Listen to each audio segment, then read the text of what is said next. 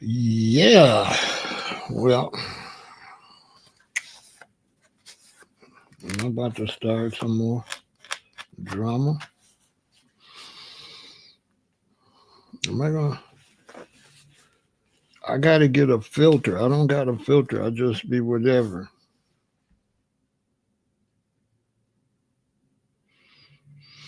You say you tired of the immigrants burning the flag and all that.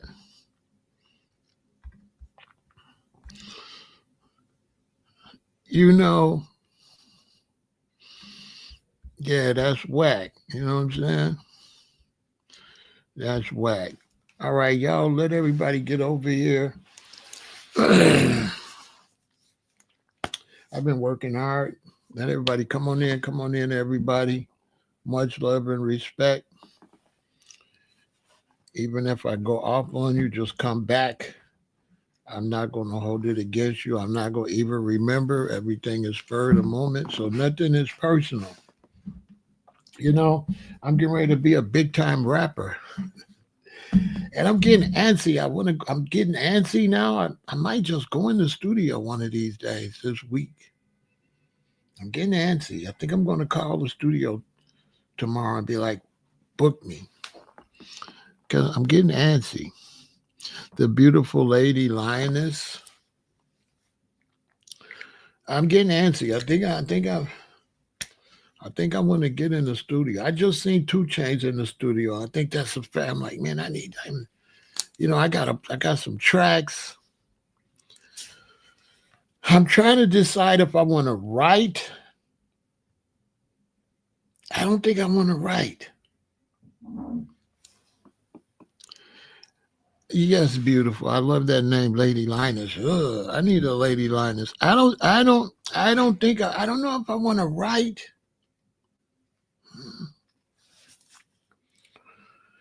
I got a bunch. Maybe I should take two tracks. Maybe I should do one spur of the moment and write the other one. I might write one and go in there and then do the other one off the dome. Do the one off the dome first. The reason I want to write is because when I write, why not just say it right there when I write it? I mean, you know what I mean? I'm kind of funny like that. If I write it today, then next week, I don't feel it the same way the day I make it up.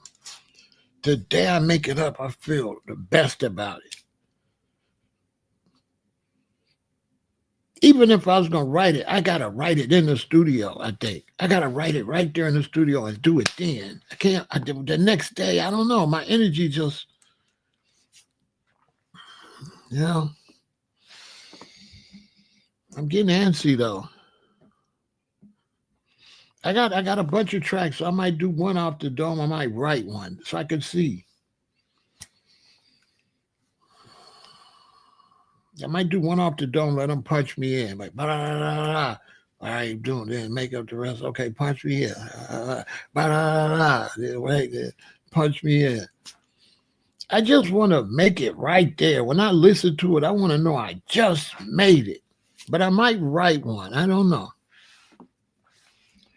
I don't know. But I'm getting antsy. I know how I get. I'm gonna go in there because I'll be writing. I've been writing a little bit. I'm gonna be writing real hard. I think I want to go in there first before I finish writing.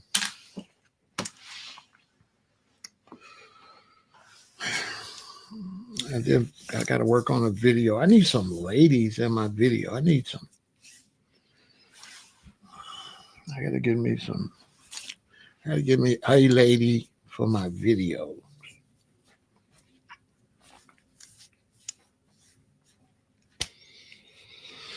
Anyway, I'm getting antsy. I don't know. I think I'm gonna go in there.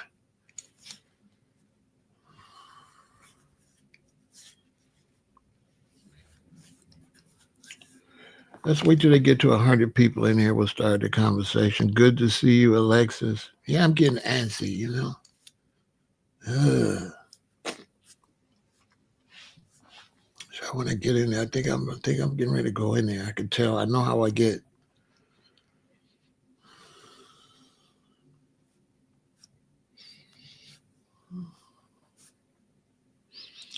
The challenging thing is when I go in the studio, it's going to be two people. So it's two. It's two of me going in the studio. So the challenge is not the rapper me, which I don't know how he sounds. My challenge is the producer. I'm a I'm a I'm a really great executive producer. So the challenge is, can I produce me? You know, that's the mental challenge that I'm going. I'm trying to see if I can listen to me and say, and tweak me to make it sound good, to help me make a good record. So it'll be two people. I'll be the executive producer and the rapper. Then the executive producer's listening to it with blank ears and saying, no, Pharaoh, you got no, no. And then make Pharaoh go in there. That's the challenge, in case people wonder, well, why you want to rap? Because the challenge as a producer,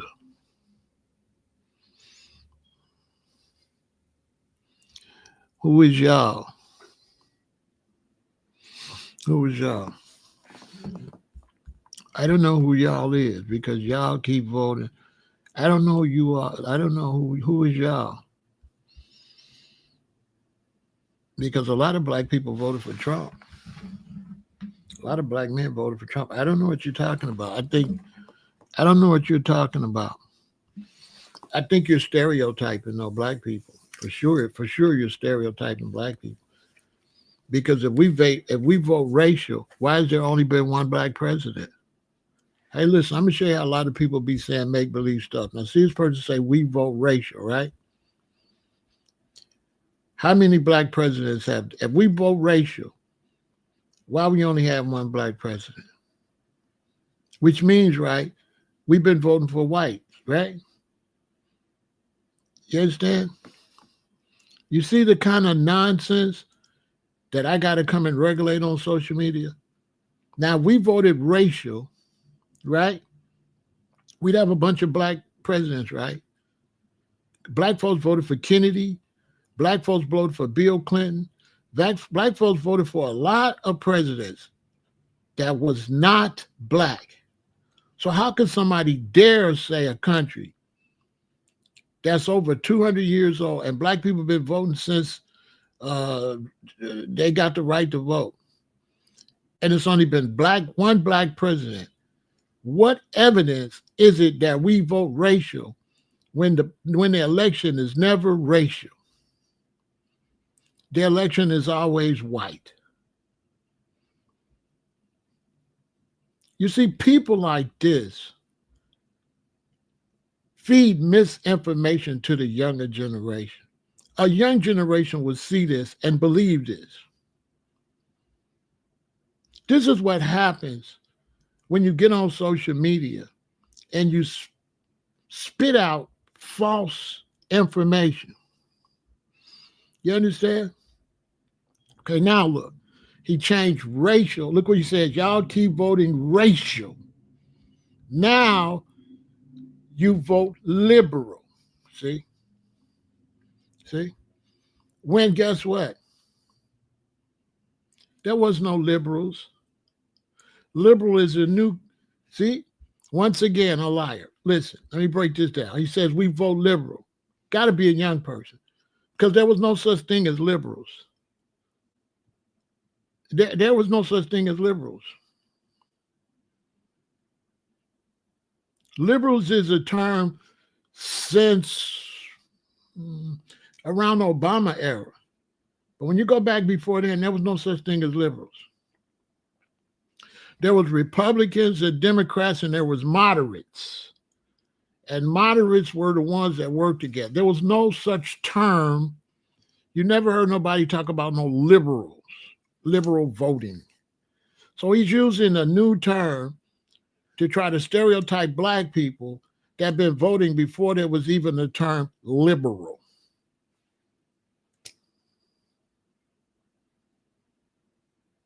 Once again, don't know what they're talking about. A lot of times people like this, I end up blocking them. Because they come over here with misinformation. They don't try to help the conversation. They kind of like troll, come with negative energy. We haven't even started the conversation. Here he comes with nonsense, don't know what he's talking about. We don't know who it is, right? What's this name? Beagle Lives Matter Scopes. See? Total ridiculousness. So when he comes again with ridiculousness, that's why you see me get rid of people like that. Trying to sound smart, but his name is dumb. Yeah, you know what? You got to go. Yeah, you got to go. You got to go. Yeah, you got to go. Because I remember him from, he doesn't serve any purpose. I'm trying to teach people something intelligent. My tolerance in my real life, I'm not around certain type of people. So when I get on social media, it's a little foreign to me because that's not a person I would play in a band with. That's not a person I would have any type of relationship with. I just don't I just don't deal with lunatics. Just talking crazy, just saying anything. You know what I'm saying? Don't even know what you're talking about. You know what I'm saying? Trying to disrespect black people.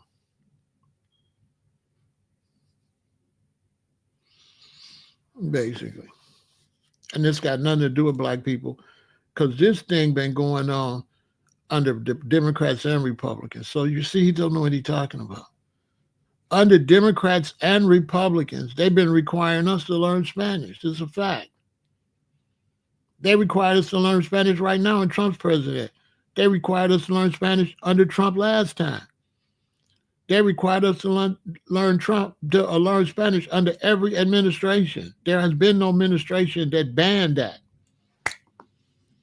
Just talking. Just talking. That's why I'm the bad guy, because I got to point all this out, because all the other content creators, all they want is views. All the other content creators, most of them, they just want views. You could be any kind of idiot. You could say whatever. And they just let it go just so they can have a bunch of people in the chat.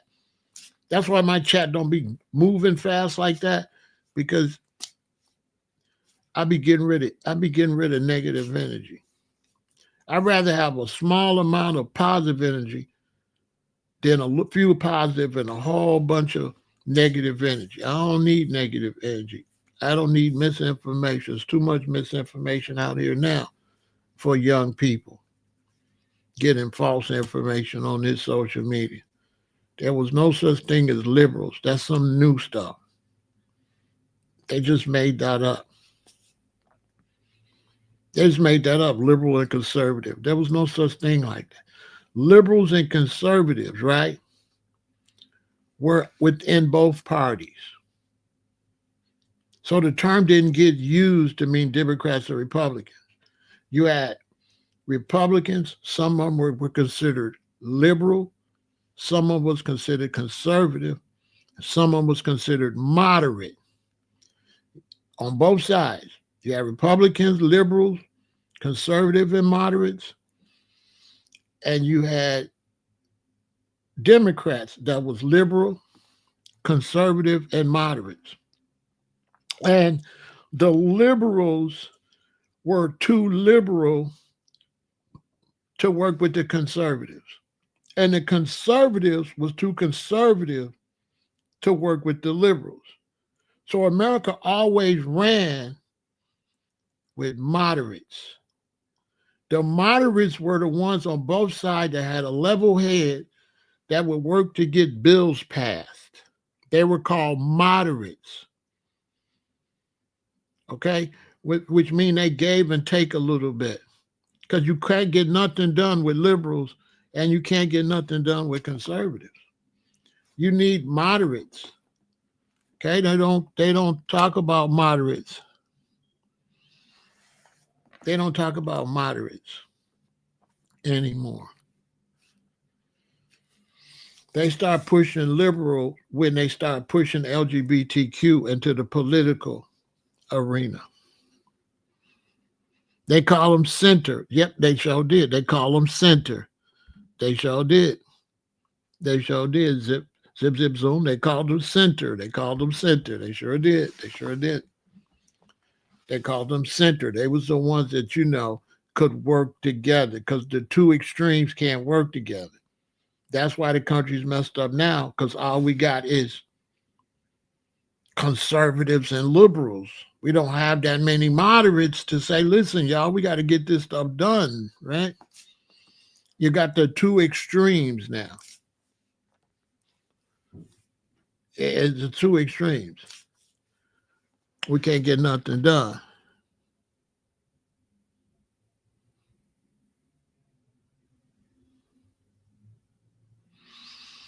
He's a black man, but he's not educated. He's not educated. He doesn't have enough historical background information to be over here talking. He probably might barely be in his 30s. If he is older, he didn't know nothing. And now he's trying to pay attention to something, but he wasted his younger years and didn't learn nothing. So now he's just spitting off stuff. But he doesn't know what he's talking about, which is very dangerous to have people on social media talking about something without the historical facts in the background to be giving out decent information. Okay. He might not only just fed information, he just hasn't been paying any attention. You understand? You see, what makes me unique is I pay attention to things that other people don't. You can't just get knowledge. You really have to be a certain type of people to pay attention to that. For example, cooking. There are people that pay attention to cooking, that look at recipes and stuff. See, I don't do that. See, everybody's got their expertise. There's people that are experts at cooking and preparing food. They see everything considering cooking. There's people that's expert at arts and crafts. They pay attention to knitting and sewing and okay. So everybody has a thing that they do. So that's why we can't be comparing each other because we're all exceptional. We're just not exceptional in the same things. Now, I happen to be strange and I pay close attention to socials, politicals, I pay attention to certain things that most people, are really not interested in like that.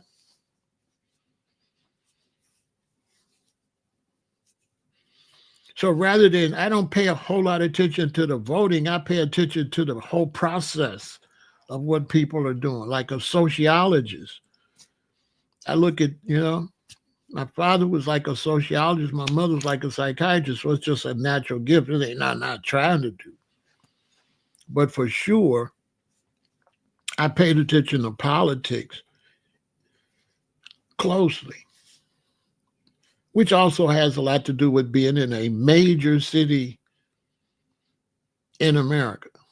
And when you're in a city like Chicago and you pay attention to politics, you're watching it from the highest level.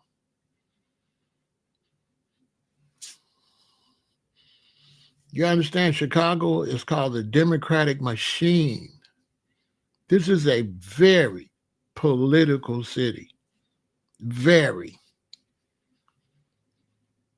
Chicago's got to be in the top 3 political cities in America, if it's not number 1. Politics here is just everything. That's for real. So politics is just a part of life here, whether it's city, county, state, federal, you got to pay attention to politics, That's how you get your streets paved. That's how that's how you know if your property tax is going to go up and all this. In big city like this, you got to pay attention to that. Like if your property taxes is $700 a year, and you let the wrong person get in there, your property tax be $2,100 a year. So you can't, in a city like this, if you don't pay attention, you're gonna get did dirty. See, you looked it up, yeah. Like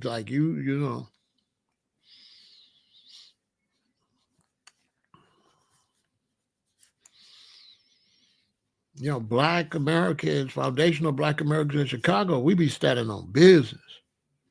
We don't let nobody just come here and tell us what to do. As hard as we work, as many jobs we got in this city. We got a lot of jobs in this city. So we always trying to look out for our best interests. But what a lot of people don't understand is all you can do is look out for your best interest. Chicago is a business city. Chicago is a business city, and gangsters is about business. So you are right. Chicago's a gangster city, but what was the gangsters doing? Business. What the gangsters was doing, bootlegging, right? Ain't liquor legal? Ain't now what is liquor? Liquor is one of the biggest businesses in the world. They was only gangsters because it was illegal. But they was about business. They was selling moonshine. You know what I'm saying? They was getting money. They was more getting money than they was doing gangster stuff.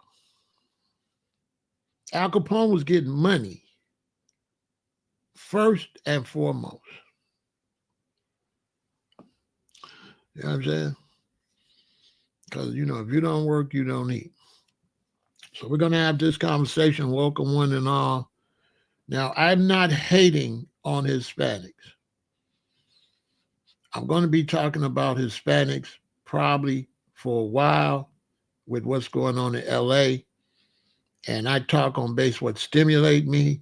And I'm sure that's going to be stimulating me for a while.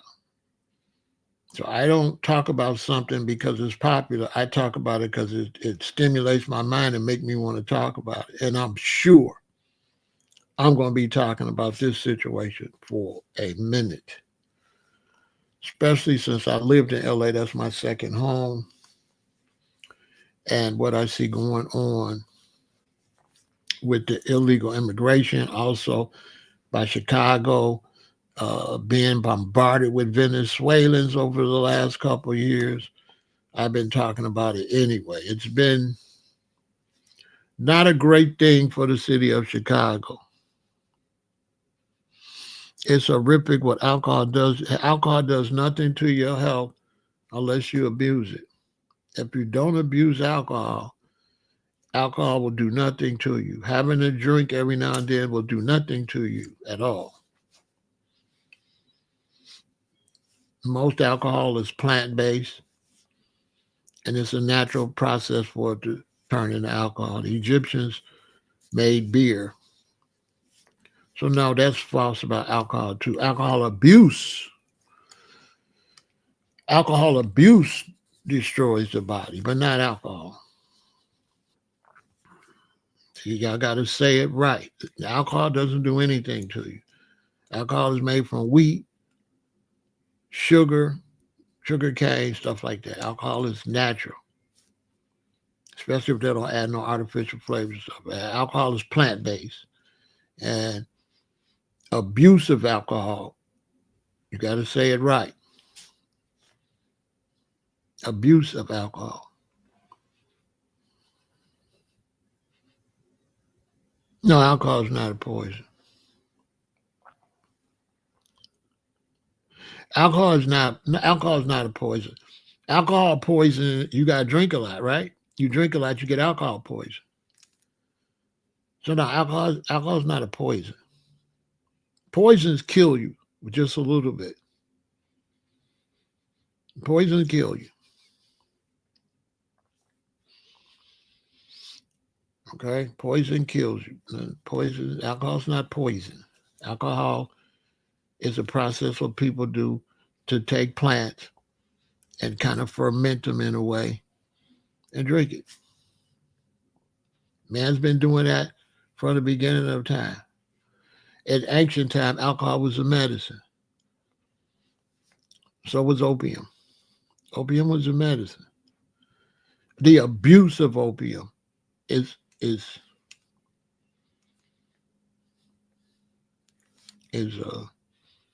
what the problem is. But a shot of vodka ain't gonna do nothing to you. What that gonna do? A shot of rum, what it's gonna do? Nothing. That ain't gonna do nothing to you. What it gonna do?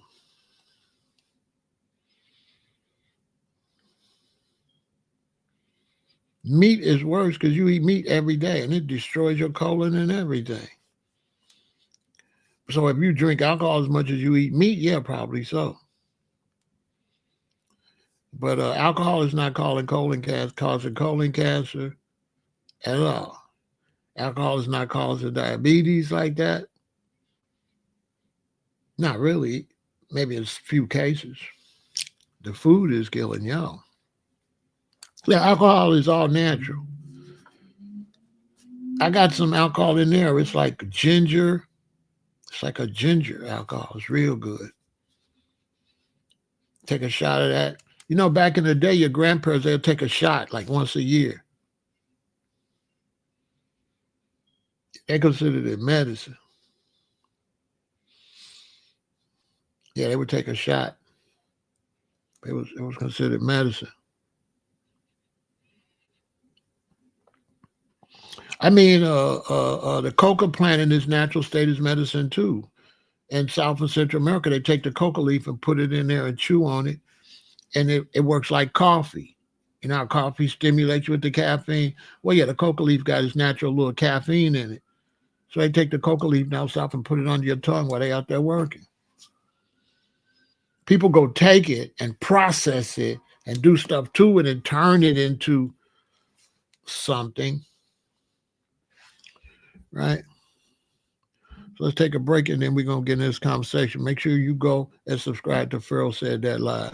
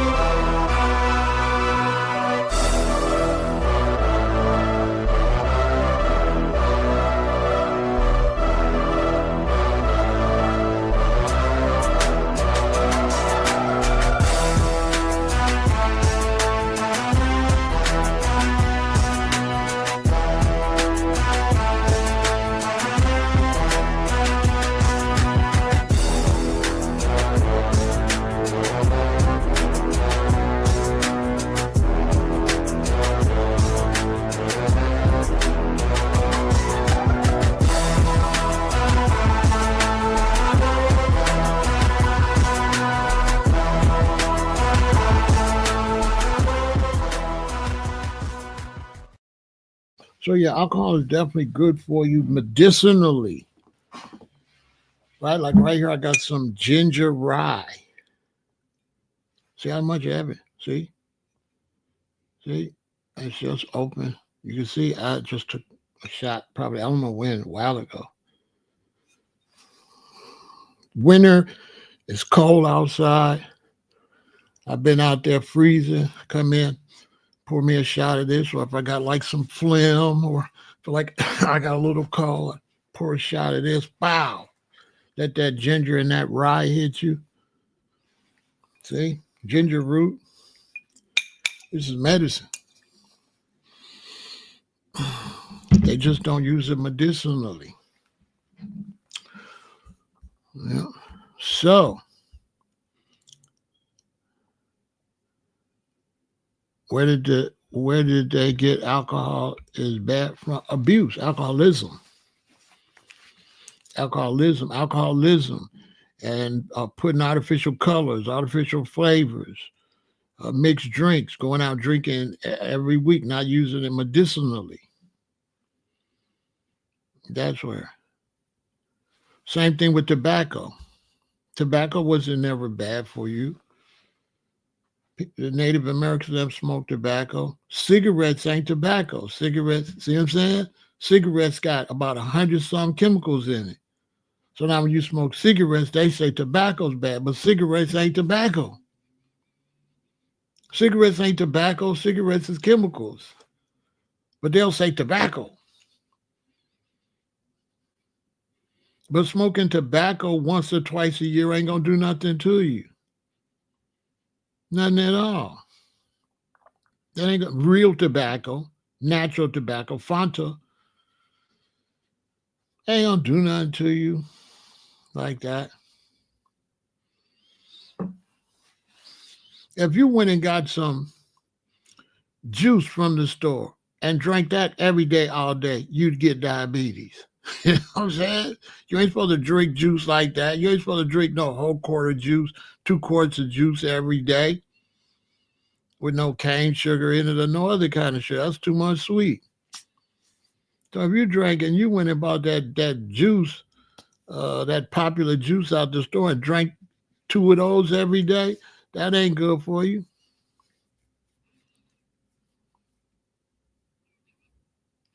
Wine is really good for you because it's got the nitric oxide in it, but in moderation.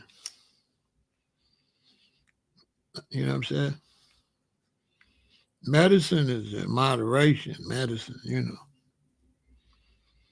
certain plants are medicinal. So, and depends on what red wine. Is it all natural red wine or is it red wine with chemicals and stuff in it?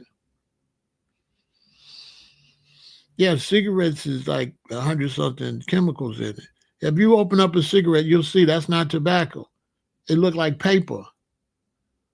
Next time you see a cigarette, bust open and look at that. That's not tobacco. That's like some kind of something they went and pressed that and made that. That's not no tobacco. That's like a paper that they went and made and shredded it up and put it in there. Look at a cigarette. That's not tobacco. If you think I'm lying, open a cigarette and go get an expensive cigar, open it, and look at the tobacco in the cigar, the expensive cigar, and look at what's in the cigarette. In that cigar going to be real tobacco. That in that cigarette is some kind of paper.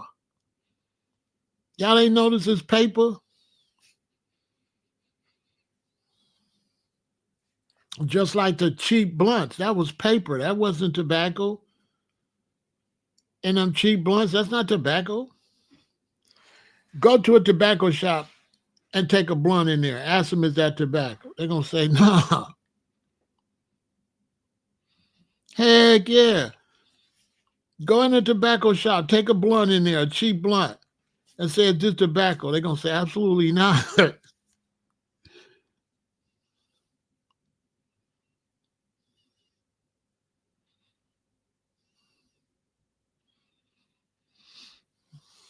They sell it everywhere, north side too.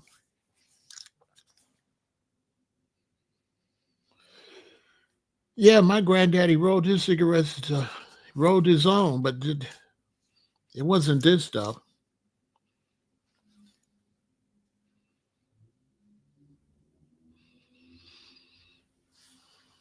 Yeah, it wasn't this stuff. So tonight we're going to be talking about this whole thing with speaking Spanish. Speaking Spanish has become a horrible situation in the United States.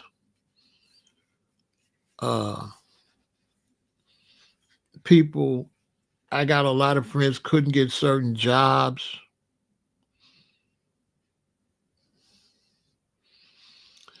because they got to know how to speak Spanish. And so there's so much of this abuse of Spanish people that they're changing the rules for Spanish people. And the only reason America's been changing the rules for Spanish people because they've been using Spanish men for cheap labor.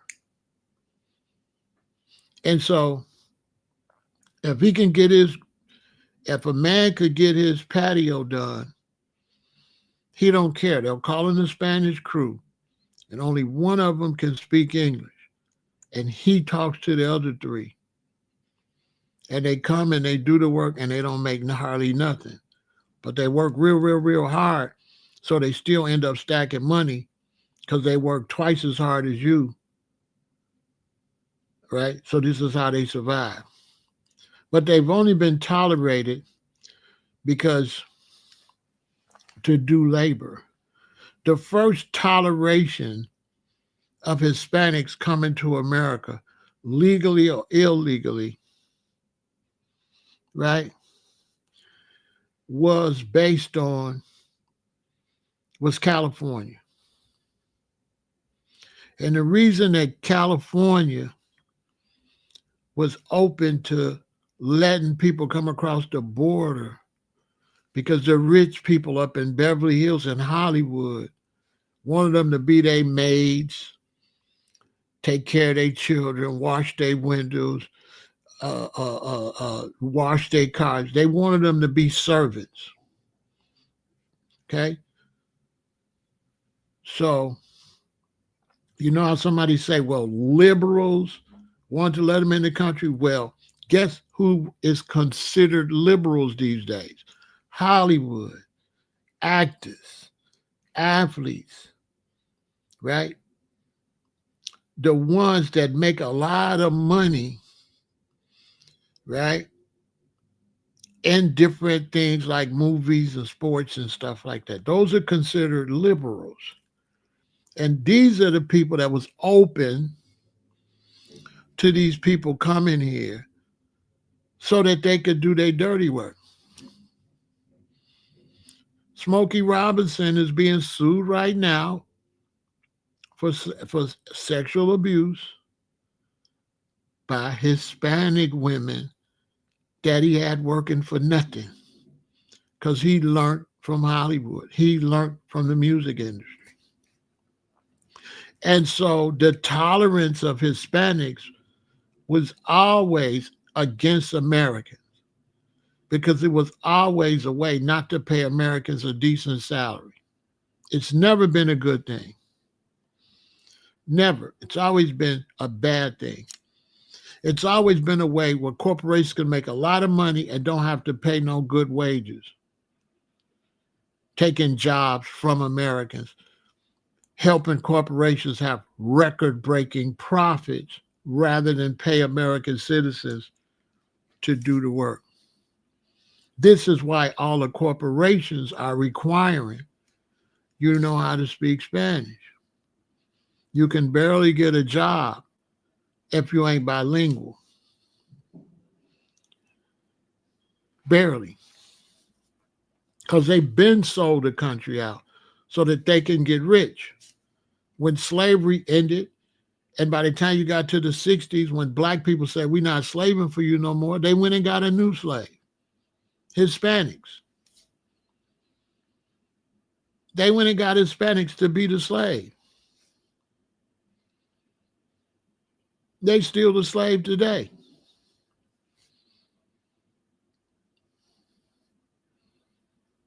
So that's who's behind these rich Democratic politicians that don't want to come down on them because they the ones been using them.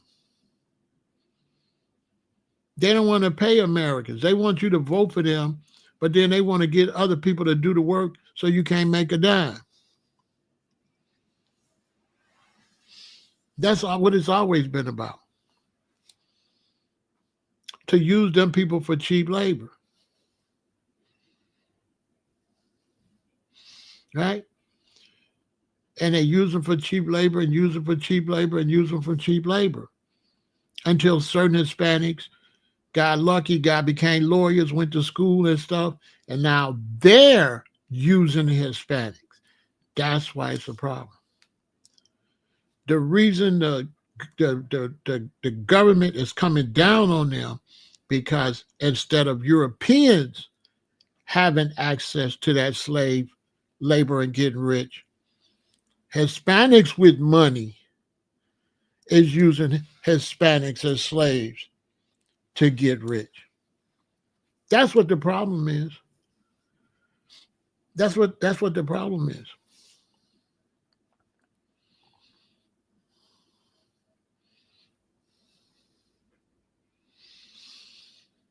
That's the problem. So imagine being in a country where they want you to speak Spanish to get a job, but don't want to make them learn English. And this ain't no Spanish country. Why should I have to learn Spanish to get a job? That's definitely unconstitutional and illegal. That's illegal. It's illegal to require an American citizen to learn a foreign language to get an American job because the other people, you don't want to make them learn no language because you got them for cheap labor. It's illegal. There's no way they can enforce that based under the Constitution that you as a U.S. citizen got to speak a foreign language to work. That is illegal. That is a form of a reverse discrimination. These are facts. Disrespecting Americans. Now, people be like, how is that disrespecting Americans? Because guess what we had to learn when we went to school? Guess what I had to learn to pass? Guess what I had to pass? I had to pass math. I had to pass English. I had to pass social studies and science and geography in order to go to the next grade. English. I took English first grade, second grade, third grade, fourth grade, fifth grade, sixth grade, seventh grade, eighth grade, freshman year, sophomore year, junior year, senior year.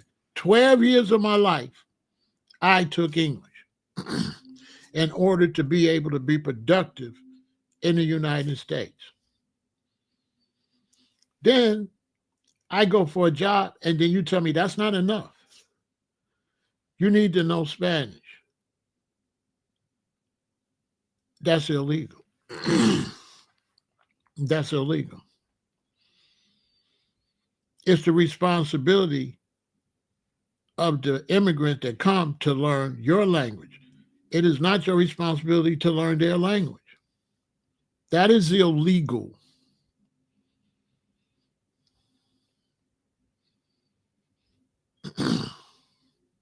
All these companies that are requiring us to speak Spanish to get a job, don't buy nothing from them. Let them go get Spanish money then. White America, don't buy Black America, white America. Do not support any company in this country that wants you to speak Spanish. Let them go get Spanish money. Simple. Let them go get Spanish money.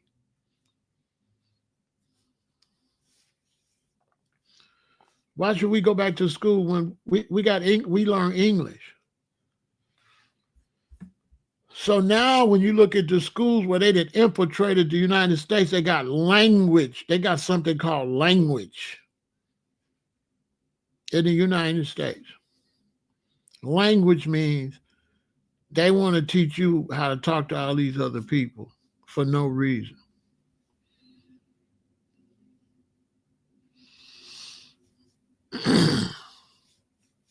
For no reason.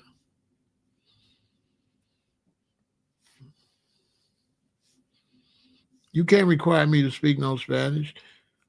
If I was supposed to speak Spanish, why y'all didn't have it when I went to school?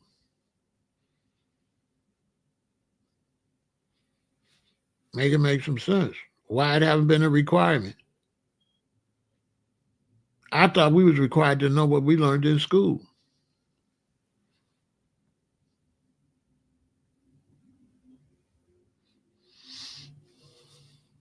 It's unconstitutional. It's illegal. If I go to get a job from you and you deny me because I don't got Spanish and I go to court and I take that to the Supreme Court, you're going to lose. You're going to lose. You will lose in the Supreme Court. You will not be able to show in the Supreme Court how you can make a U.S. citizen learn Spanish in an English-speaking country to cater to foreigners. You will lose. It's really time for us to start suing everybody. It's time for black lawyers to start taking these cases pro bono. They're going to get rich. They're going to get rich. If black lawyers start taking a lot of these cases pro bono, they're going to get rich and we're going to get rich.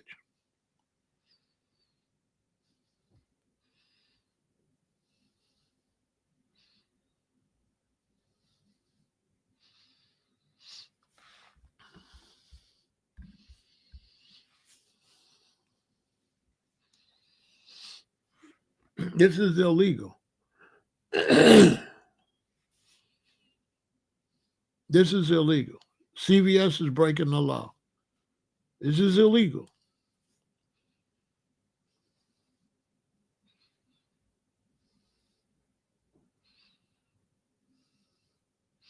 This is illegal. This is illegal. This is illegal. They have no law that bags this. The Constitution don't bag that. The Declaration of Independence, there's no law that bags this. None. And there's no proof in the educational system that bags this. Because this educational system we was raised on. It is illegal.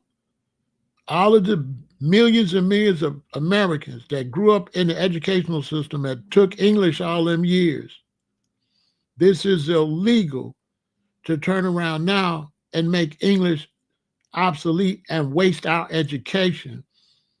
My case would be, so why did I have to take English all those years? And now you're telling me it's not good enough. Now you're telling me it's not good enough. So you wasted all my years. I'm suing. I need $3 million. I need $3 million, which the court won't be able to say anything because they would have to specifically only require one interpreter. It would be legal for them to have an interpreter, but it is illegal for them to require everybody to be able to speak to some people that's supposed to learn English when they come here. That's illegal. They're supposed to come here and learn English. When you become a citizen, you go to classes. And part of those classes is learning English. This is a fact.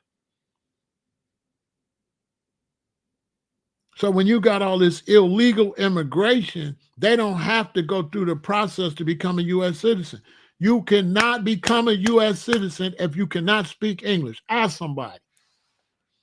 Ask somebody if you can legally become a United citizen and take them classes to become a citizen and don't speak no English. I bet you can't. I bet you can't.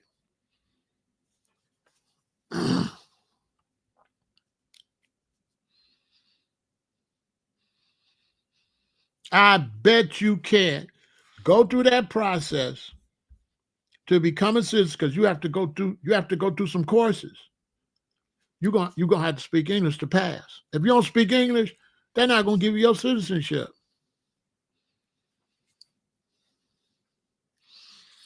This is a fact. This is an absolute fact. You can watch when they swear them in. They all can speak English. All you gotta do is go to the internet and look when they swear them in. You have to learn everything we had to learn in school. You gotta learn about the Constitution, all that.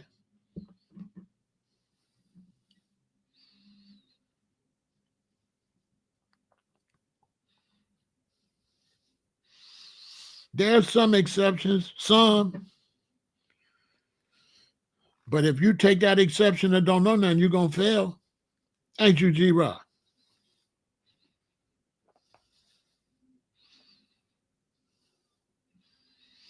Yeah, he's going to make Trump is going to get rid of all of that.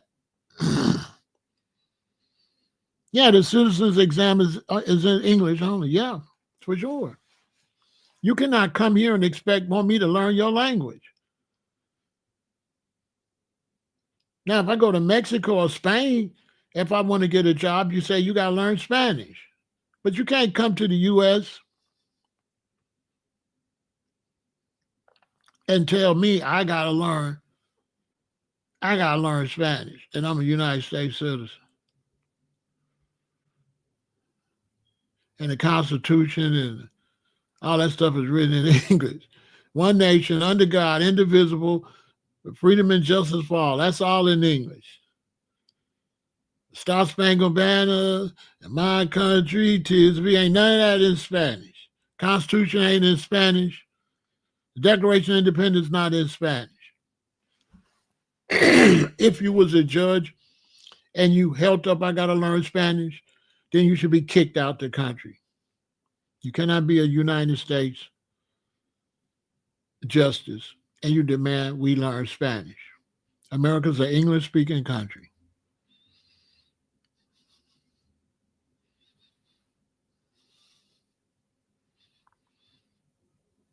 No, you're not tripping. Americans is just weak nowadays. They lost their fight.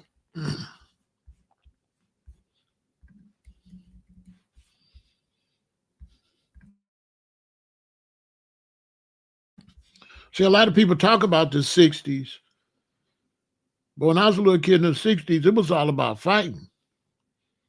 They didn't believe in just letting nobody roll over you.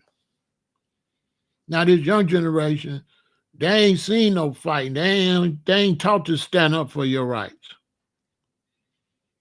They just taught to roll over and lay down. You know what I'm saying?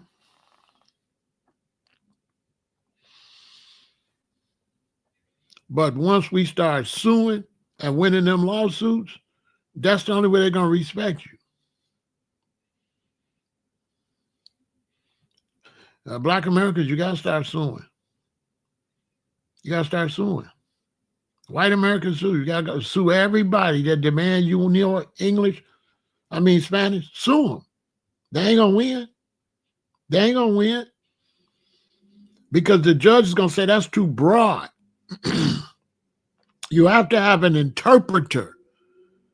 It's fine for me to say, I'm looking for somebody to come work here that's bilingual. Because you do need somebody to work that's bilingual because people could be on vacation or whatever. But you cannot demand that everybody that got to work for you got to be bilingual. Because you're a lazy country that's letting people in here that don't want to speak English. Not only do they not want to speak English, they riding around saying they don't want to leave the country and they waving Mexican flags. You're saying you don't want to leave the country, but you're running around waving a Mexican flag.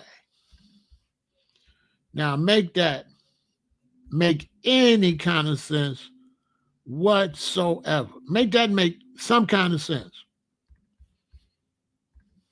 If I could clarify it, you don't want to go back to Mexico. You're protesting to stay away from Mexico. But you're waving the Mexican flag and you're waving it with pride. You're waving it in the United States, the country you're trying to stay in, the country you don't want to leave. But yet you're waving the Mexican flag with pride. Okay. That seems normal to you? That seems logical? That's not stupid at all? None of that's stupid. All right. You guys are an embarrassment to the Mexican culture and to the United States culture. You guys are an embarrassment to everybody around you, and you should be ashamed of yourself. Do better. I rest my case. Mexican Americans don't respect that. A lot of my homies, a lot of my compadres, they don't like that. This is a fact. They just don't want to go on live, put their face out there, but they saying they had to come and learn English. These are ones that was coming here back in the 80s, the late 70s, early 80s. They don't like these new, because they saying, why they just getting away? We had to learn English. They had to learn English in the late 70s and the 80s. This is a fact. They had to learn English. This is a fact. People like him, he had to learn English. That's why he don't like it. And what they would do back in the late 70s and 80s, the teenagers or the 20-year-olds, they would go learn English. Then they would go teach it to mama and papa. Facts. They would go teach grandma, grandpapa, papa, mama. They would go teach them English. This is a fact. The youngers would learn it. The teenagers and the 20-year-olds. Then the babies and all of them would learn it. And then the teenagers and 20-year-olds would go teach grandmama, mama, and papa English. They would teach them English. They would talk English to their family. And they would pick it up.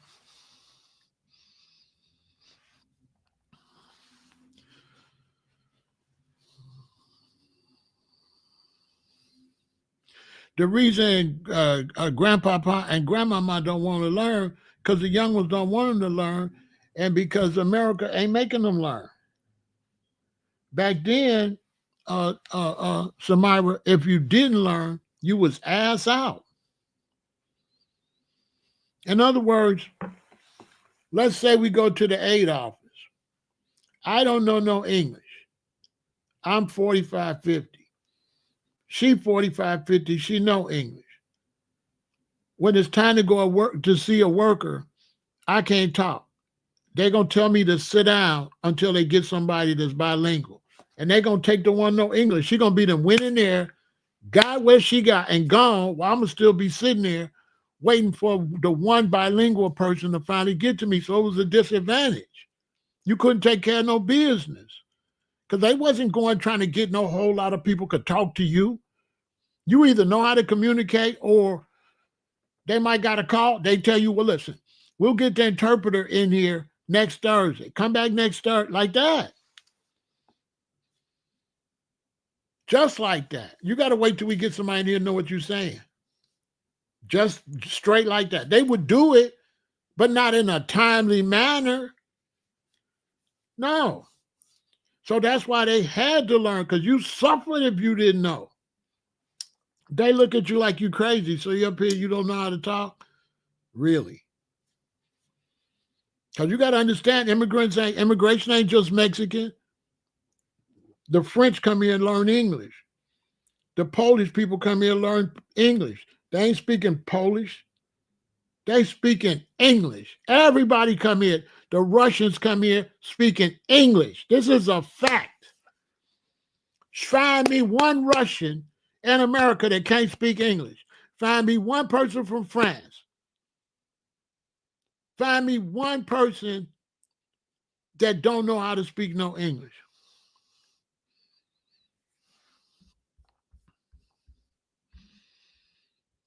Find me one.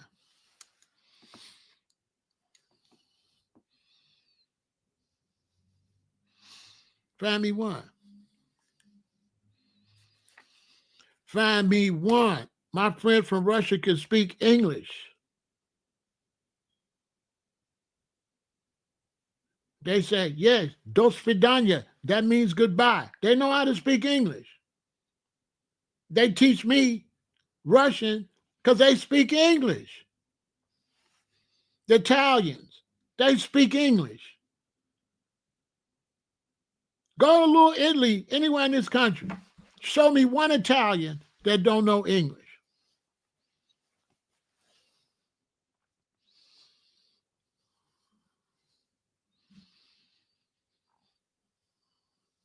Show me one. Koreans, they know English. They speak English. The ones that don't speak English are sitting there doing your nails might not. But the ones that run in the stores and stuff know. They can't make no money if they don't know no English. You can't make no money up here if you can't talk to nobody.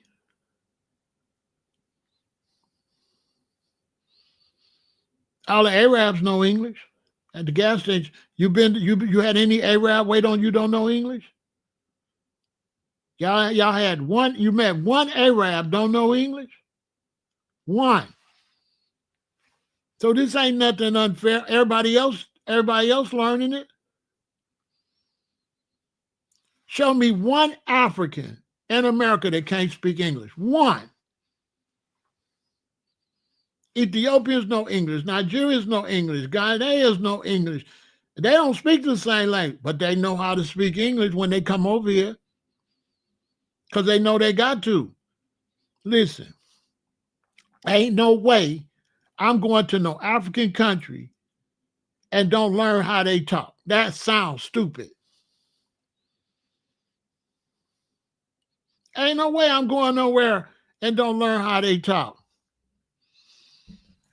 Why do they don't feel entitled? They let them get away with it because they were slaves. NW, PW. The Americans let them get away with it because they didn't give a damn they could talk. Just pick these strawberries. Just work for free. They underpaid them to cheat us out of jobs.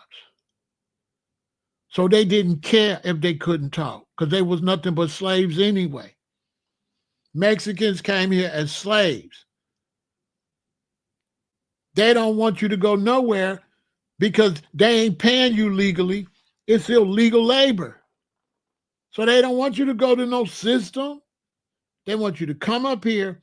The more you don't know, the more they can exploit you. They can exploit you because you can't make it in the country. They was exploiting them. The fact they couldn't make it in the country makes it so they got to pick these tomatoes and pick these strawberries. The more you keep them dysfunctional, the more they need you.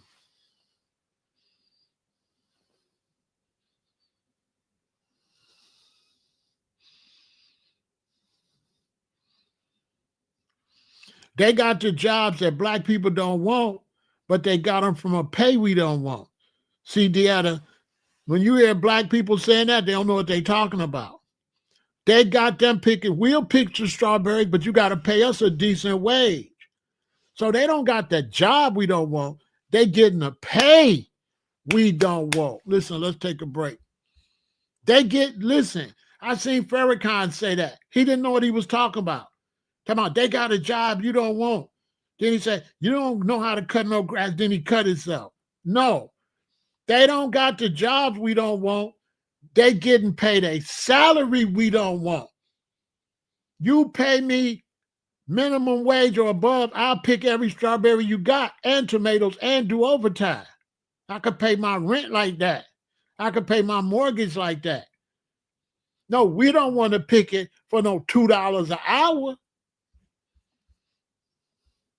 Yeah, he misspoke. We don't want to pick it for no $2 an hour. Make sure you subscribe to Pharaoh Said That Live. We're going to finish.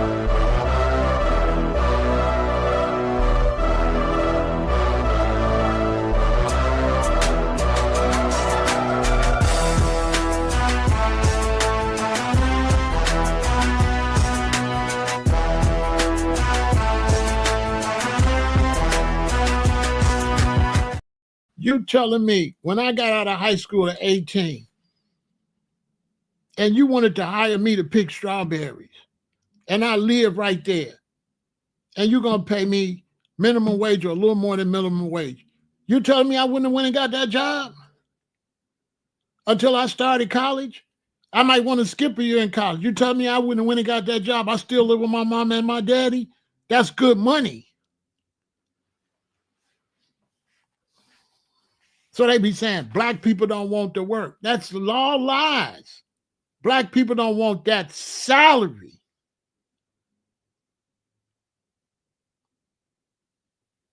It's the salary we don't want. They lying.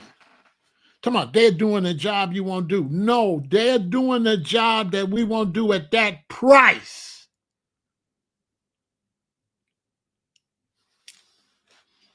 Stop lying.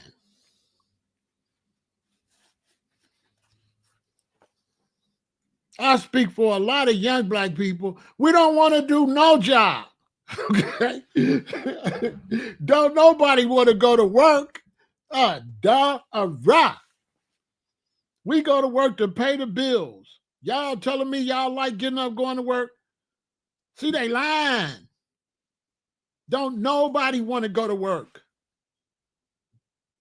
Don't say, oh, we don't want that job. We don't want no job. We just got to get it. We don't want no job.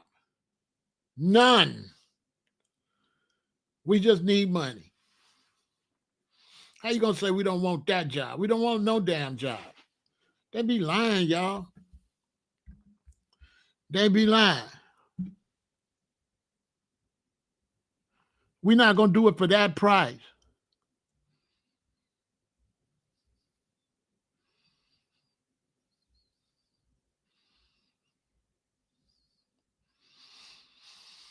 Non-English speaking person got to get the hell out of here. You don't want to speak English, get out.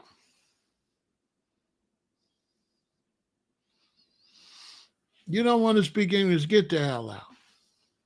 Get out.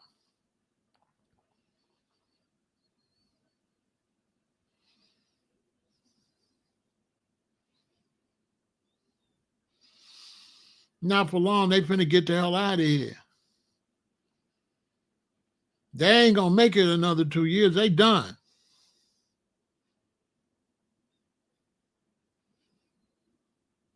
They got to get the fuck out of here.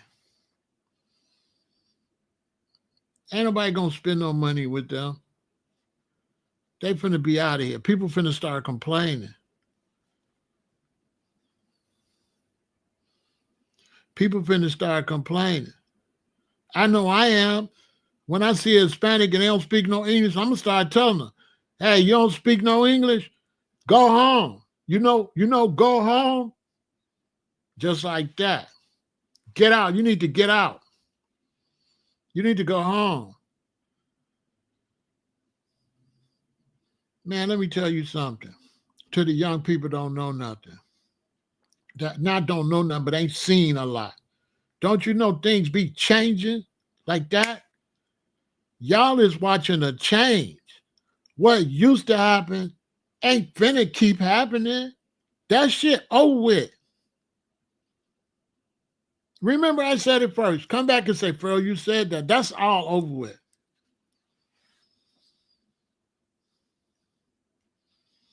You don't know no English or nothing like that, you finna be out of here. Especially under the Trump administration. Trump is not going to make white Americans learn no Spanish to get no job. I'm telling you, he ain't been there long enough. Before this year is over, most likely that shit'll be illegal. You trust me what I'm telling you. If y'all think I'm the only one finna be talking about this, you crazy. This is going to be a huge conversation. Americans is not going to learn no damn Spanish in no America. Okay? And if they don't like it, get out.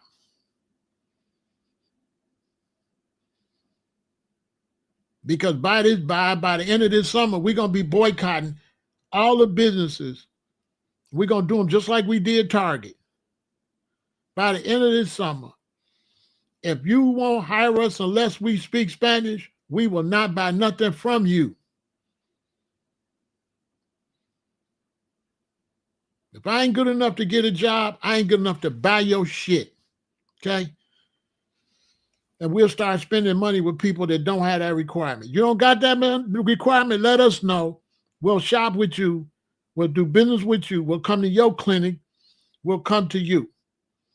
If we gotta know Spanish, put them on the list. And y'all don't think I'm finna put them on the list before 3 months is over. You don't think I'm finna.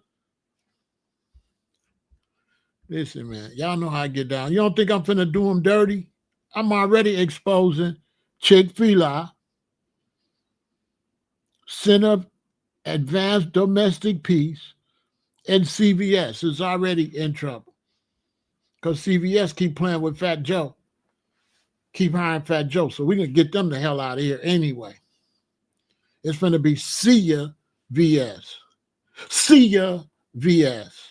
It ain't going to be CVS. It's going to be see ya VS. Okay? It's going to be get y'all goofy ass out of here.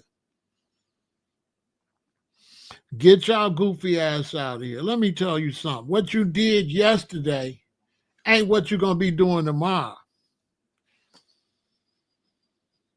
Just because you did it yesterday, that don't mean nothing to us. Okay? This a whole little new young generation. Let me tell you something. I'll be getting on young black people's cases because I'm trying to wake them up. But let me tell you something about this generation, young black people. Once they do wake up, they're going to be on your ass. They hardcore. Once they do get it, it's a wrap. It's a wrap for you. It's a wrap. If y'all think these young black people coming up now finna take this shit, CVS closing too.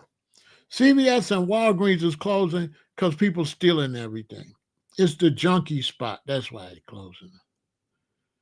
They're not closing because of business. They're closing because people going there stealing everything they got. Everything. They tried to put the little plastic things up there to shut it in plastic. I went into Walgreens. I went on the Walgreens on 35th, and the dude was there with a wrench. He was there with some tools and broke the thing open. Hey, look. The Walgreens, everybody know I ain't lying. The Walgreens on 35th and what is that? Is that King Drive? That might be King Drive. It's King or Cottage. I think it's Cottage. It might be Cottage. Man, they had some wine in the front on a display.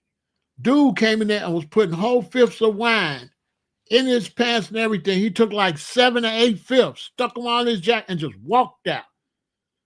With all the wine just sticking out. And I told the lady, I said, you see that? She said, what you want us to do? I went to the Walgreens on 80 something or 79th in Jeffrey. It's two. They both closed. Not 71st in Jeffrey. The one down 80. That's probably 80 something. 80. That might be 79. One of them before you get to the one. Both of them closed. But when I went in there, them people, them drug addicts and stuff, they was walking out with all the potato chips in their hand. Dude say, you see them? I never forget it because that's the only time I wanted to steal. I don't be stealing.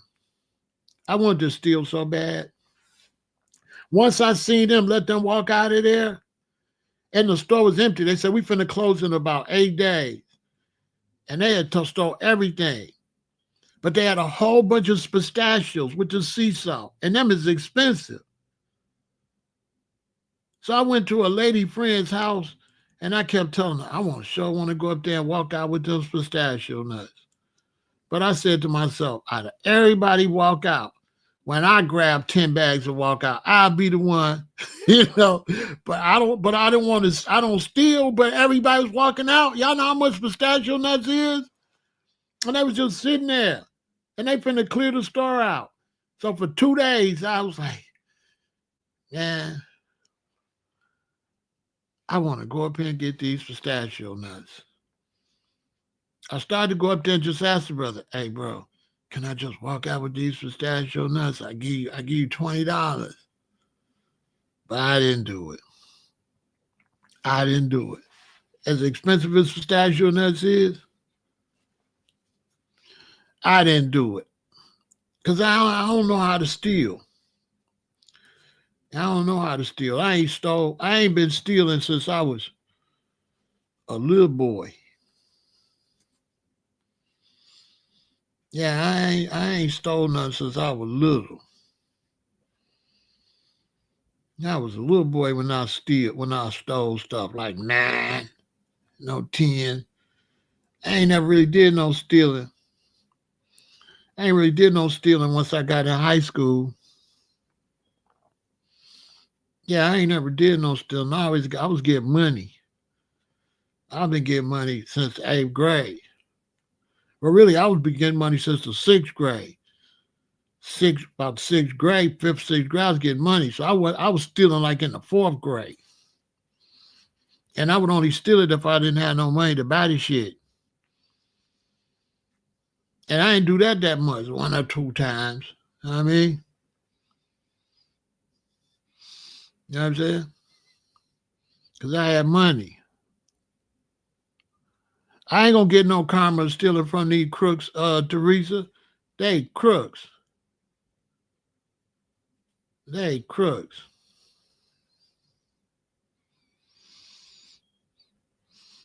Yeah, they crooks. How you gonna get some karma from some thieves and you take it from them thieves? Ain't no karma on that. Karma, okay, Teresa, that's a good point.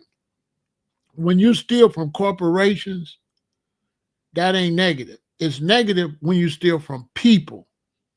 When you steal from individuals, that's when you a scumbag. But when you steal from these big corporations, come on, man. The Most High gonna bless you from stealing from them. You know what I'm saying? From these big ass corporations. Come on, man. Now from people, oh hell no. I ain't walking out with no people shit. But corporations, even right today, if it's a lick and you're a corporation, I'm taking all your shit. Especially if you ain't no black or upcoming or small corporation. You one of these big ass corporate America that's robbing everybody. Man, listen. I'll take everything you got. As much as you've been stole from me. I mean, I just said that. No need to say don't do that. I won't steal from people. You gotta understand, Walgreens ain't no people. And they was going, check it out, Deetta. It was a Walgreens that was going out of business. And they was letting everybody walk out of there with the stuff. They didn't care. All they was gonna do is close. All they was going to do is close. Okay, yeah. All they was going to do is close and send it to the other Walgreens on 71st, and then they close. You know what they're going to do with those pistachio nuts? Throw them in the garbage. Listen, they going to throw them in the garbage. Listen, I guarantee you they threw them pistachio nuts in the garbage. Guaranteed. Guaranteed. They threw hundreds of dollars of pistachio nuts and almonds and stuff in the garbage. Guaranteed. Because they ain't going to eat them because these meat eaters, you know, meat eaters don't want no goddamn pistachio nuts. They want potato chips, popcorns, bag of skins, stuff like that. Pistachio nuts, little, you know. Yeah, they're going to throw it away. They can't give it to them because they don't want them. If you go out on the street in Chicago and say, you want these pistachio nuts? They're like, nah, I'm cool. You know, that's healthy. You know, they don't want nothing healthy in a black community like that on the streets. They don't want no, that's why all those pistachio nuts was there. Why you think everything was gone but the pistachio nuts? You see what I'm saying? That's what made me want to take them. Because I'm like, ain't nobody finna steal these pistachio nuts. They gonna stay there. All the potato chips and stuff, they was walking out with all that. Flaming Hots, they was taking all that. But the pistachio nuts, no. They was just sitting there. The whole thing of them. I couldn't, 3 days, 2, 3 days, I thought about all those pistachio nuts. I should go up there and get me about 10, 20 bags. Them things are expensive. I couldn't do it because I don't even.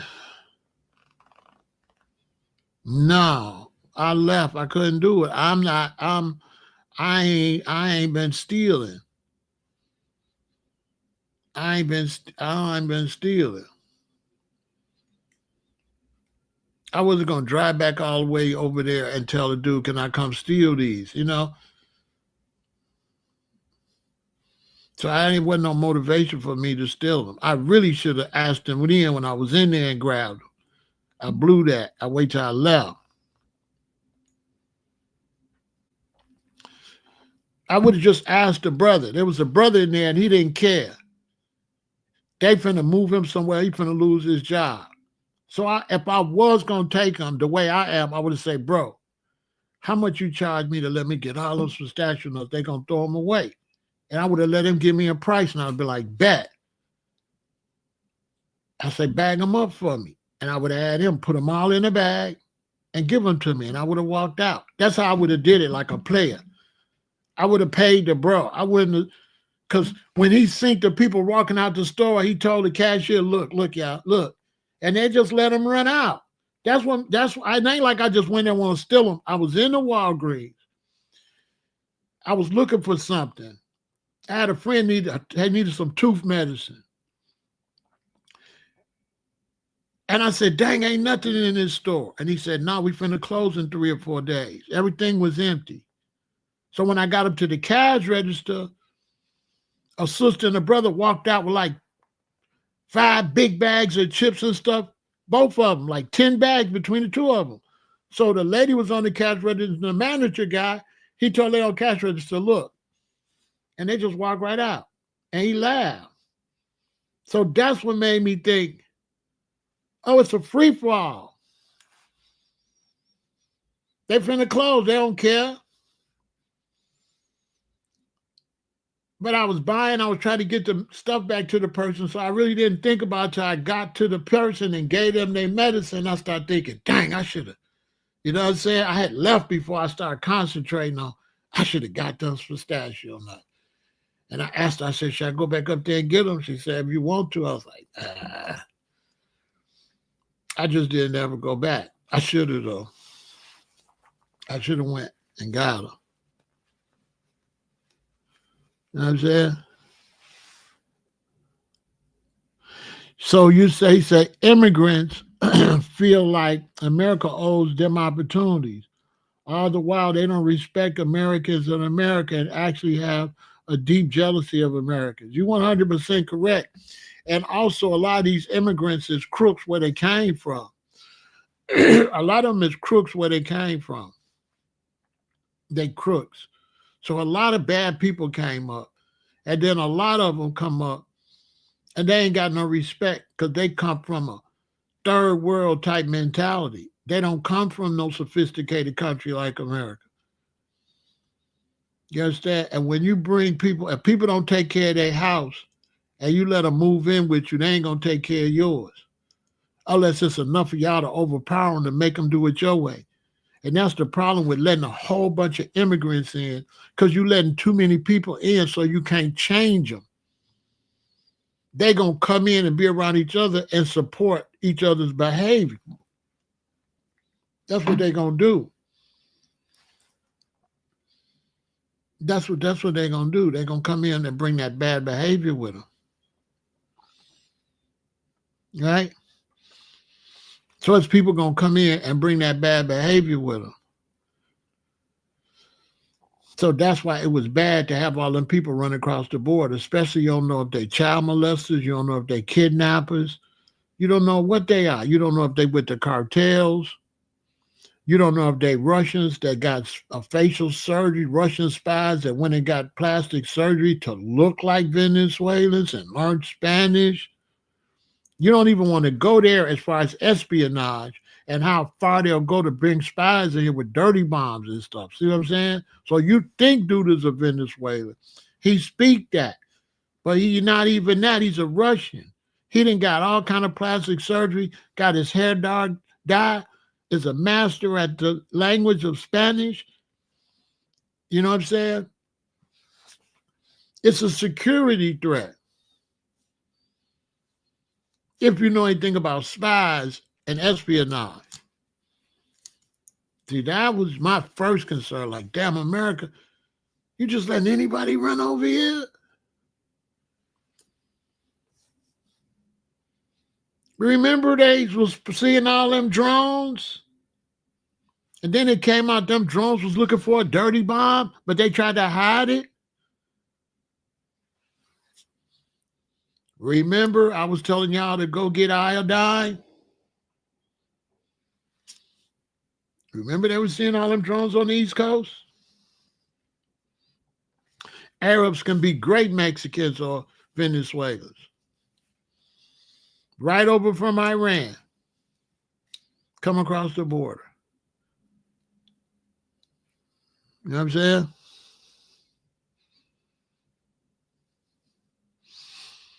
America letting some of them in on purpose for free labor. But when they say America, this is the thing, G-Rod. Say I'm the American government.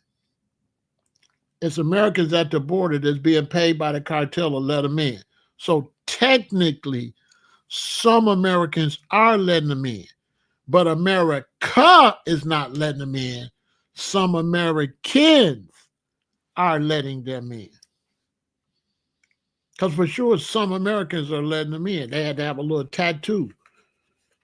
They had a tattoo that they got from the cartels, and the cartels brought them all the way up. And at night at a certain time, they had a certain people on the border, and you had to show that tattoo, and they let you go across. Somebody I've been in contact with, brother came up with them, came up across with him, and they made him get a tattoo. He speak English. They told him, don't talk. Act like he from Venezuela. And they brought him all the way up all through South America. And every time they go to another country, they add more. And they brought him up, and they all had a tattoo, and they stayed at the cartels. Cartels had places for them to sleep on the route. And when they got to the border, they waited before they went up to the border until they man was on duty at the border. And then they rush them up there, and they show your tattoo, and they let you go through. But you had to have that tattoo.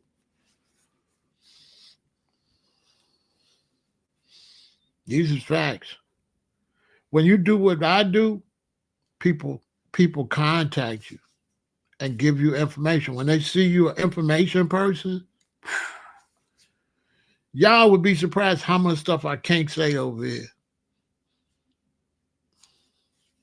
But I know somebody who brother came up with him and was contacting us the whole trip.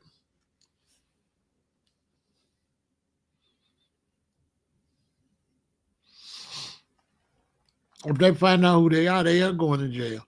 But one thing you got to remember about America, nobody can watch the store. Nobody can watch the store. The store is too big. When the country gets so big, you can't watch it. You can't watch it. How?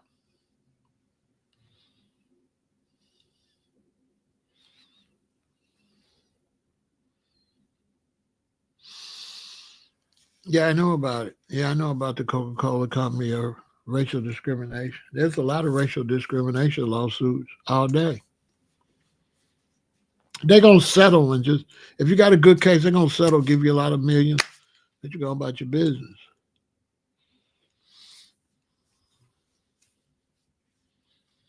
Basically.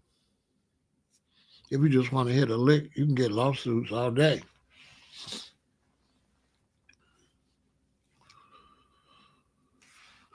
And so this situation with the Spanish is a bad situation. Okay? It's bad. Why don't Latinos learn English? Honest question. Why do people here in Laredo look? Why do Spanish people like? Why don't Spanish people like to speak English?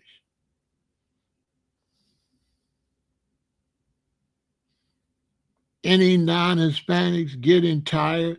They won't speak English. People are getting sick of them.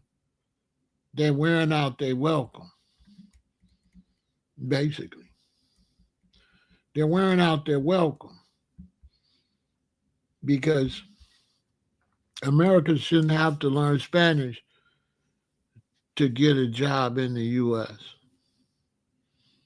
We're not supposed to have to learn Spanish. It's a violation of all our constitutional rights. We United States citizens. We Americans.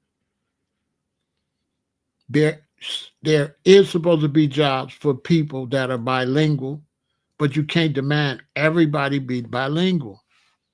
You can't demand that. That have to be a specific job. We need somebody to be bilingual, but you can't have your application where everybody that work for you got to be bilingual. Now that's discrimination. And in a lot of these places where Hispanics doing the hiring, they won't hire you unless you're Hispanic. They won't hire you if you're black. They won't hire you. Like a lot of people come here and hate on black Americans. A lot of them. They come and they hate on us. A lot of like in the medical field, a lot of the Koreans and the Africans that work, if you've had a black woman that's in the medical and nurses at these hospitals and nurse homes, them people is the worst. Them black African nurses, man, you don't want them taking care of you. They don't like you. Very few. It's refreshing when you meet a nice African.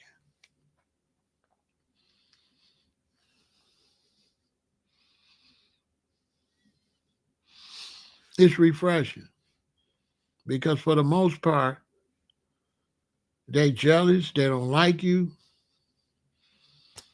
And then we got problems, we got negative people, and so they try to stereotype us. You know what I'm saying?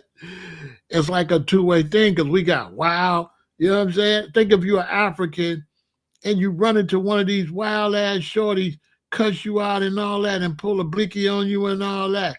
You ain't gonna like, you know what I'm saying? You ain't gonna like black Americans. Because what happened is your first experience has a tendency to make you stereotype. So if I go to Africa, in my early experience, I have a negative situation with Africans, I'm going to be like, man, these Africans. It takes you a while to get like me to know like, oh, that ain't these Africans. But when you young, you're going to stereotype. I be trying to teach y'all not to stereotype. So just because you come to America and you run into some with some negative black Americans, they don't represent black Americans, they represent them. If you go to Africa and you run into some negative Africans, they do not represent Africans. They just them. They don't represent Africans. And so people, don't know that, so they start stereotyping. But in some cases, the whole environment could be more anti than pro.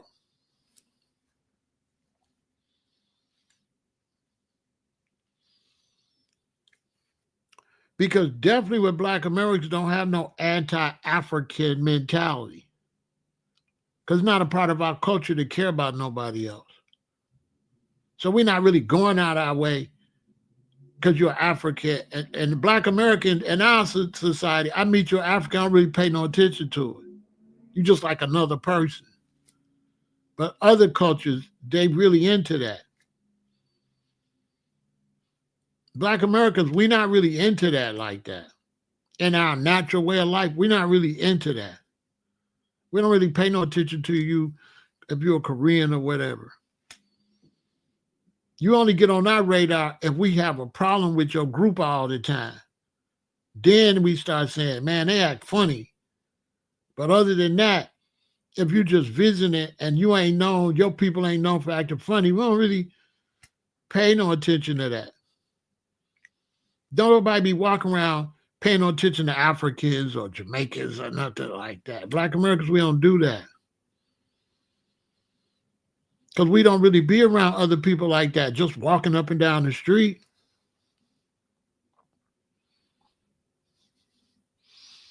You understand?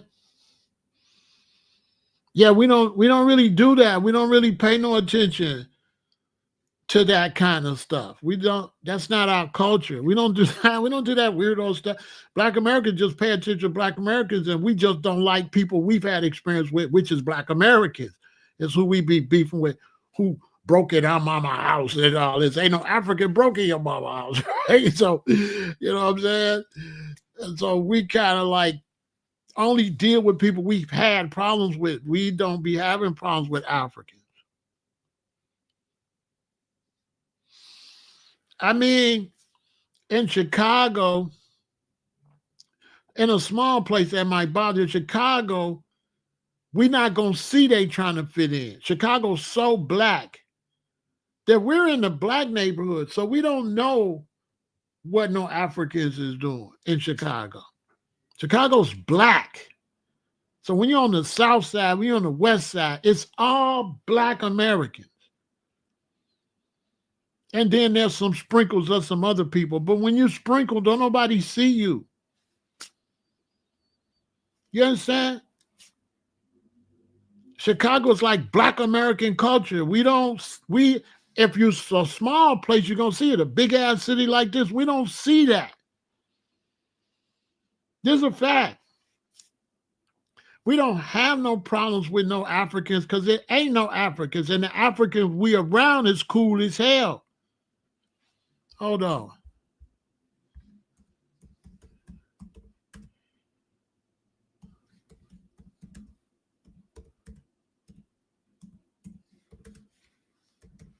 Let me shout out my boys. Let me shout out my boys.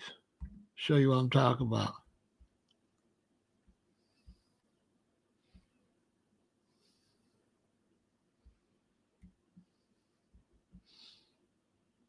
Hold on. Let me shout out my boys to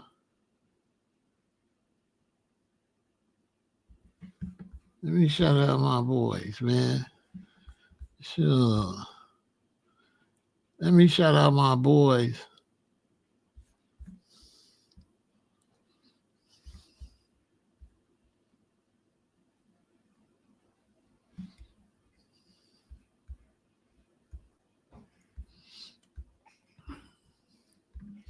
Let me shout out my boys on 87th Street. While I'm talking. Much respect to my boys on 87th Street. These my African brothers right here.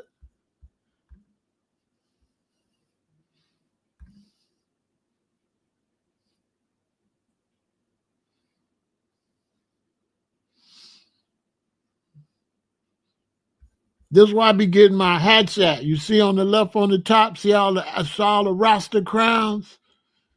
Yeah, this my boys right here. Yeah, these my boys right here. See all the Rasta crowns on the table? They laid them down to get the picture. These my boys right here. Yeah. These my homeboys right here. They from like did he say Liberia? I don't know. I gotta film them again. I had a video with all the African greetings. See that? See the Rasta hats up top? That's why I be getting my crowns at.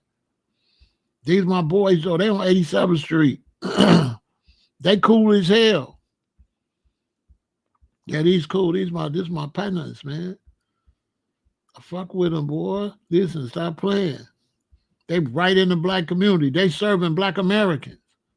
100%. They the ones got the stuff for our hair, our shea butter and all that. That's what we go get our shea butter. That's what we go get our little clothes. That's what we go get all the little oils and ointments. Yeah, these my brothers right here.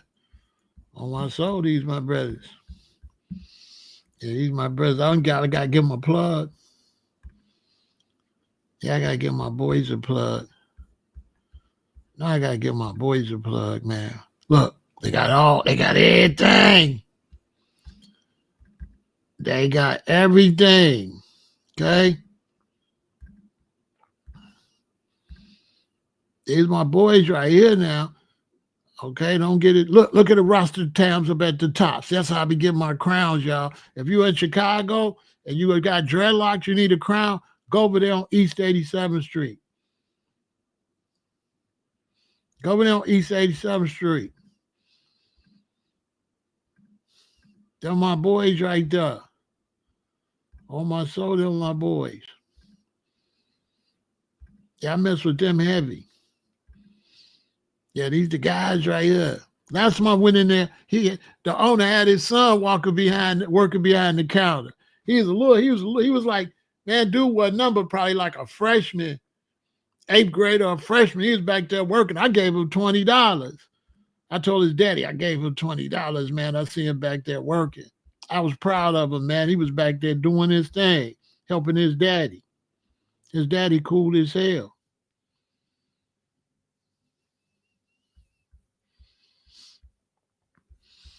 So go check them out. Kyra Imports. You know what I mean? Go check them out. Kyra Imports. Yeah, Kyra Imports. Go check them out. You know what I'm saying? That's my boy.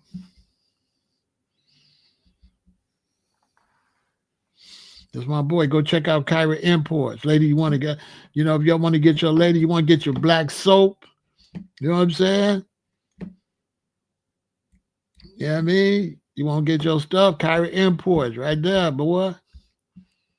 There go the number, 773-768-3001. Tell them Big Pharaoh sent you. Yeah, that's my boys right there. Yeah, that's my people right there. Yeah, them the guys, boy. Yeah. Told you I'd be outside for real, though. Not for play. You go get your toothpaste. You know what I'm saying? You get your body oils. You ain't got to go get, you know what I'm saying? Straight from Africa, the real stuff, not the fake stuff. This the real. Okay, this the real shea butter. Okay? If you want to get into wholesale business or something, go holler at dude. He'll put you on. You know what I'm saying? They in the hood. They real nice and friendly, or they wouldn't be on 87. They wouldn't be on 87 if they wasn't cool. Yeah, this my man right here. Very nice brother.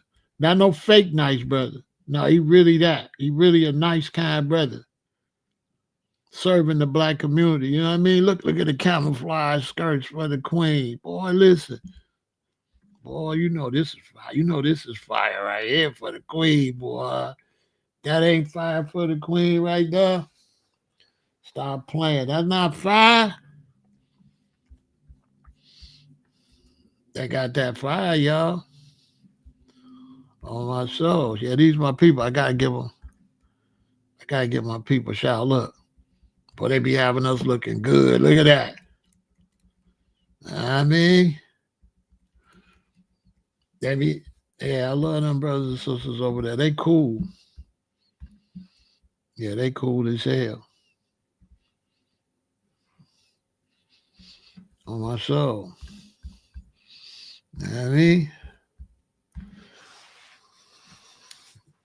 They cool though. Dude ain't no fake one. Like the guy that owned that, he ain't no fake one. He ain't no fake. He ain't no fake. He ain't no like funny style dude. You know what I mean?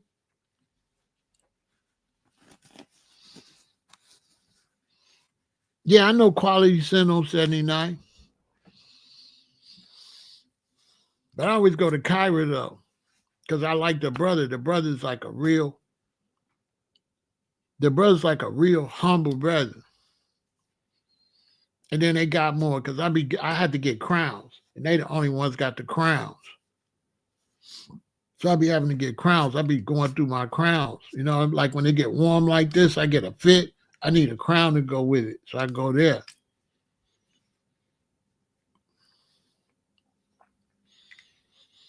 So I go there to get my crowns because I be wearing them out. I just go get every spring, every summer. Like right now, I'm finna go probably go buy 2 or 3 crowns to go to wear over the summer. I be dogging them out. They don't be no good by the next year. You know what I'm saying?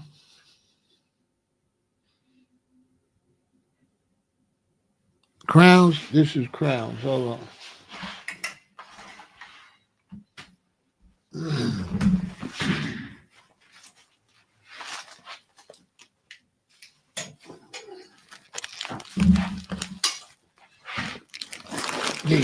These my crowns I got from. You know what I said? You know, I always wear green. You know, I always wear green. Wow, you know, put your dreads in there. You know, boom. But this one from them. You know what I'm saying? I ain't wore these too much yet. Yeah, I got these from the brothers. You know what I'm saying? Keep my hair up out the way. You know what I'm saying? You know what I'm saying? Keep my hair up out the way. I haven't wore these yet. I just got this one last year. I don't wear it too much. So I could have put this on with this, like, wow, because I don't like my hair hanging down. I got too much hair. So I wrap my hair up and put them in here. You know, I might got to go on a date or something. You know what I mean? They be having a bunch of them stacked up like this. You know what I'm saying? They got all the colors and stuff. You know what I mean? That's my man, though. I got to go back and start my video. I lost my video. I had all the brothers saying their greetings. And he said like 3 different greetings and I lost it.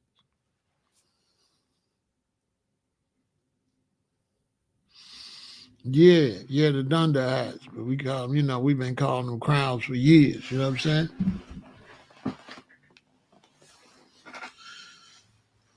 See? You know what I'm saying? I bought this one from another shop. You know what I mean? I bought this one from another shop. They got the lion on there. They got the flag. They got the Lion of Judah. You know what I'm saying? I forgot where I got this one at. I think I got this one on the north side. I ain't never wore this one. It said the Lion of Judah on it. You know what I mean?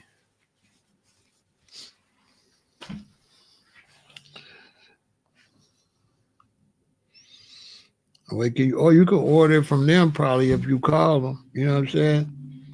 But if you Google it, it's going to come up.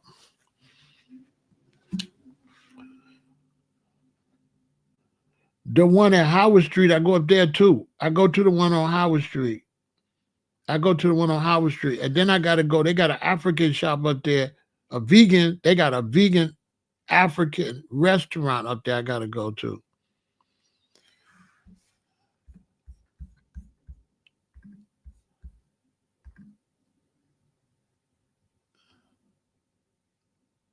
Their name is Kyra Imports.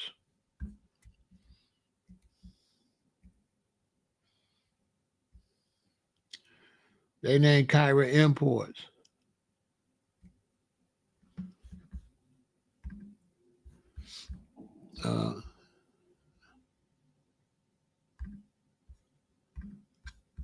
They name Kyra Imports. There go their number right at the top.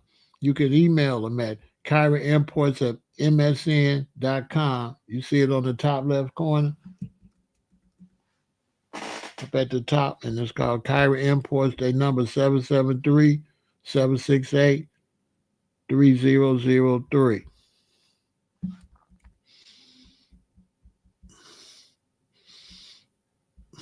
And that's where the queens be too. If you're looking for a queen, go in there on a Saturday. You know, you might bump into a little something. You know what I'm saying? I ain't gonna lie, it'd be some stars in there. And they be like They be like cultural. They be trying to eat better. They be trying to wear natural stuff. So these are the kind of places you can find a woman that's already on that path already. You know what I'm saying? Be a whole bunch, a lot of Black Americans shopping there. Brothers, that's where they get their incense oil, their different stuff, they potions and stuff they drink. See, black seed powder. Now, who got black seed powder? I heard of black seed oil, but who got black seed powder? They got it. You know what I'm saying? Raw cocoa butter, not the fake. This stuff straight from Africa. If you want to do business, these are people I would do business with. Look, they got the sea moss, right? They got everything in there. And the brother cool. So if you need something, you tell him he gonna get it for you. Yeah, he gonna get it. He's a good brother. It's a good brother. You know what I'm saying? Well respected in Chicago, in the hood, treating FBA with respect. He very respectful. You know what I'm saying? He be treating he like being in the black community. He like being there. And we support him.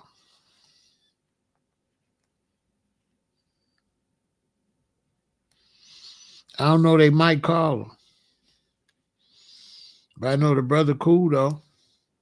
He there every day. He there every day serving the community. He don't be having no beefs and stuff because he be nice. He be nice. He likes being on 87th Street in the hood. He likes it.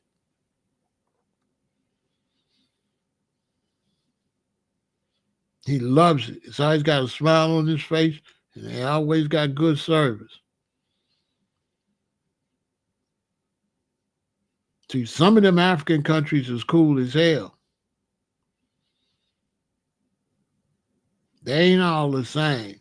Different countries act different ways. I forgot where he said he was from, though.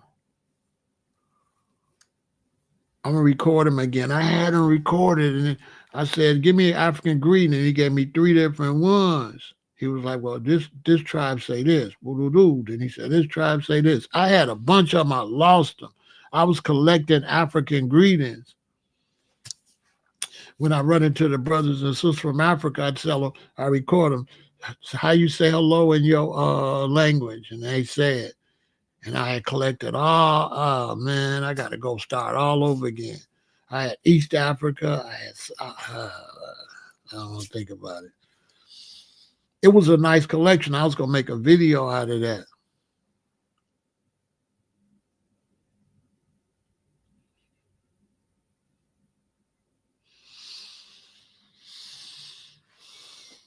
Yeah, they all be out at Washington Park.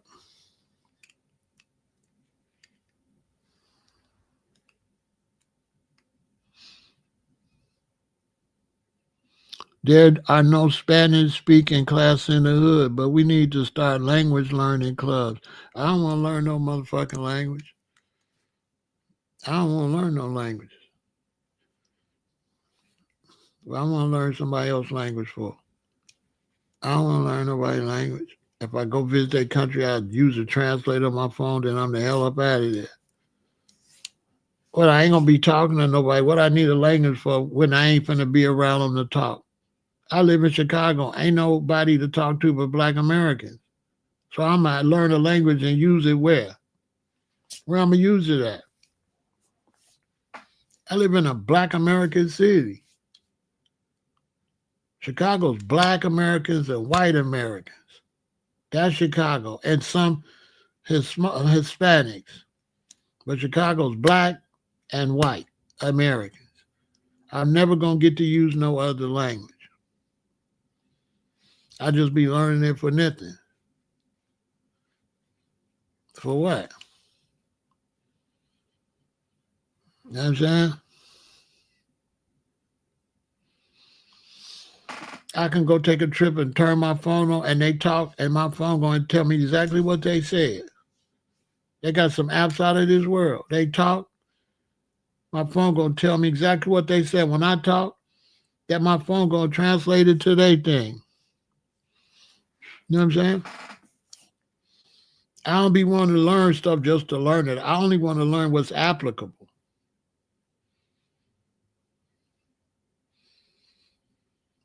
And I can't see myself living in no other country like that. I can't see myself living in no other country and got to depend on them to defend me like that. I ain't comfortable. I'm only comfortable in Chicago where I got a bunch of black Chicagoans that's gonna fight. Ain't nobody gonna do nothing to us. I ain't trying to live nowhere where you could get pushed over and stuff like that. I'm in Chicago. I ain't got to worry about no Ku Klux Klan, no Nazis. I ain't got to worry about none of that in Iraq. So I got an army. I live in an army of black people. I'm not leaving that comfort.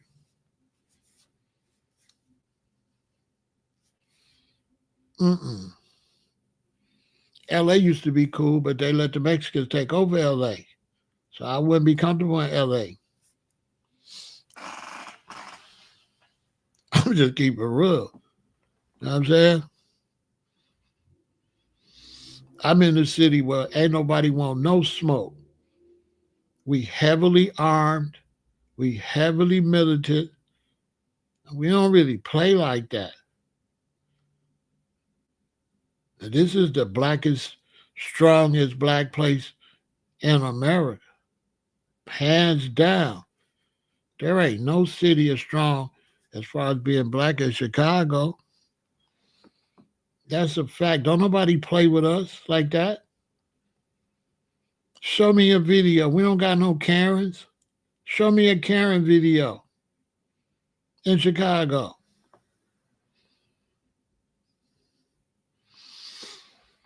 We don't got no Karens.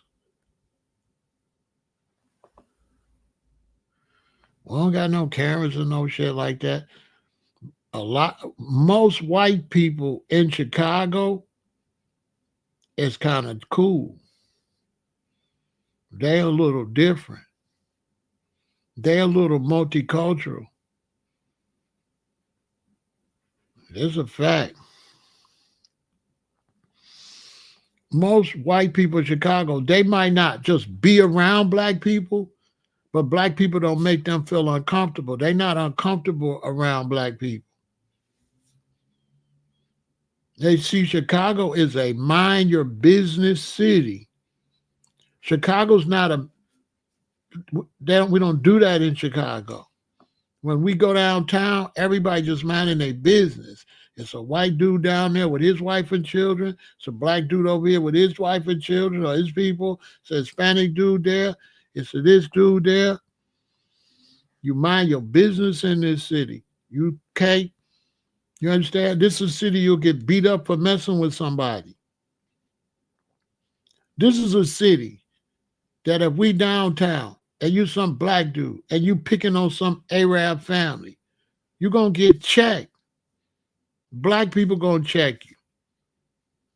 If you're a white dude, you picking on anybody bothering somebody, you upset the whole ecosystem. It's going to be a problem. Think I'm lying? Come here. Anybody tell you come to Chicago, you're going to see everybody minding their own business. You don't see no intermingling. Go downtown Chicago, you're not going to see nobody cross over. Like when I'm on the north side and I'm doing and I'm going and I'm hanging out where the college kids, none of them kids going to look at me. Nobody white is going to look at me. Nobody Hispanic is going to look to me. In Chicago, you look straight or you talk to the person you talk to. We don't pay people no attention like that. We don't do that here. Chicago's gangster. You mind your business. You mind your business. That's why Chicago's number one in America.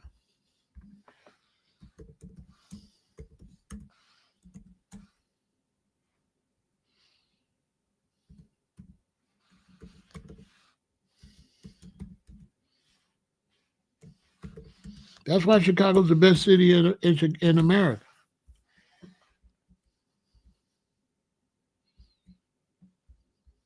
Hands down.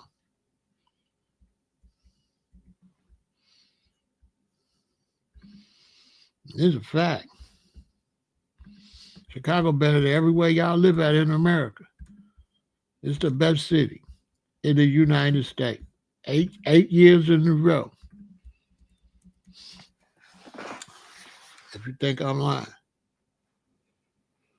Chicago both voted best big city in the U.S. 8 years in a row. Why?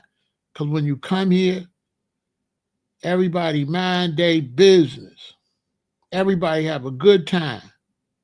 Nobody staring at you. We don't be looking in people, man, looking all in people. This is a gangster city. Everybody's a gangster. The whites is gangsters, the Chinese is gangsters, the Mexicans is gangsters, the blacks is gangsters, the Italians gangsters, the Irish is gangsters, the police is gangsters, the mayor, everybody's a gangster. Everybody mind your business. Mind your business. Mind your business when you come to Chicago. Have a good time and mind your business.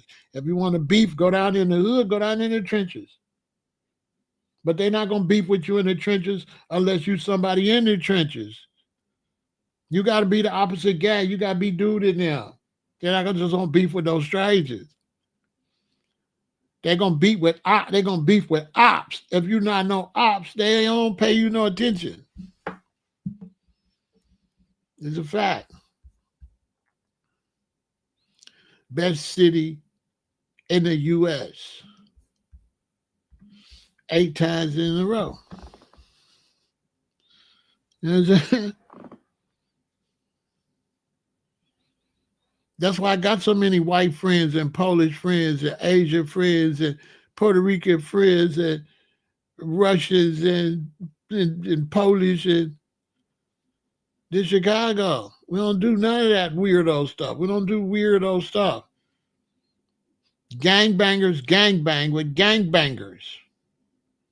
Now they might do carjackings and stuff like that. That's just crime. But they don't do no personal. We don't do personal hate like that. We're not anti-white or anti-Hispanic. Or not. We don't do all that. We don't do that here. That's whack. That's little bitty places do that. We don't do anti-nobody. We're not anti-Hispanic like that. Nobody bothered the Venezuelans when they came here. The Venezuelans didn't come here playing with black people. The Venezuelans came here beefing with Venezuelans. In the hood, they chiefing with the Venezuelans. We named the Venezuelans VDs. The BDs, I swear to God, only in Chicago. The BDs call the Venezuelans VDs. They're like, the VD's cool, bro. They say the VD's cool. You know why the VD's cool? Because they don't want no smoke. You better be cool. You going to be cool or you going to be cold? You better be cool. So the VD's cool. They ain't got no choice. Yeah, you got to be cool here.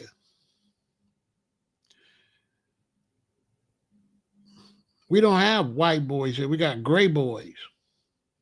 Gray boys will beat your ass. Y'all don't know the difference between white dudes and gray. We call them gray boys. Gray boys ain't white boys. Gray boys is beat your ass. They ain't doing that white. They ain't doing that punk shit. They're going to get down. We call them gray boys. These is white dudes. They don't play like that. You can play with dude if you want, think he white, and you can play with him. He gonna knock your ass out or pop you. Good luck with that. You know, anybody can pop you in Chicago.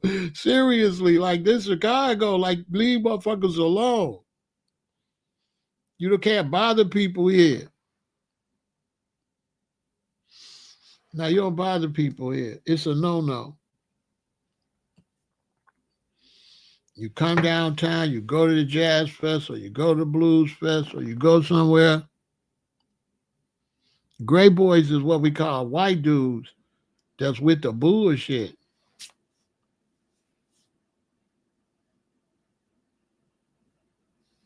We call them gray boys. When you talk shit to him, he be like, "Come on, man, what you want to do?" He ready, boy. He ready to fight. What you talking about? This Chicago, they gonna fight. Yeah, they gonna fight. This thing, whites in Chicago, not whites where y'all live at.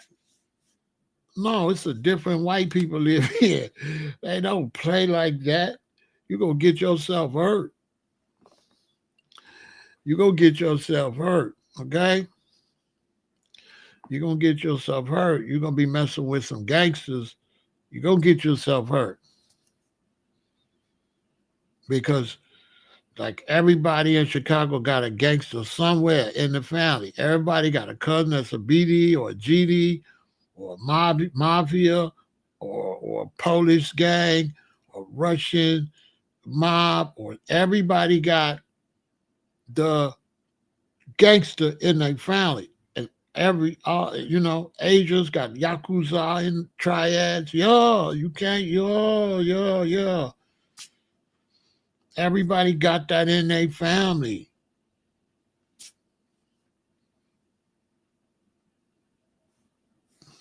For the most part. I mean, some people don't, but you want to roll the dice to find out who don't?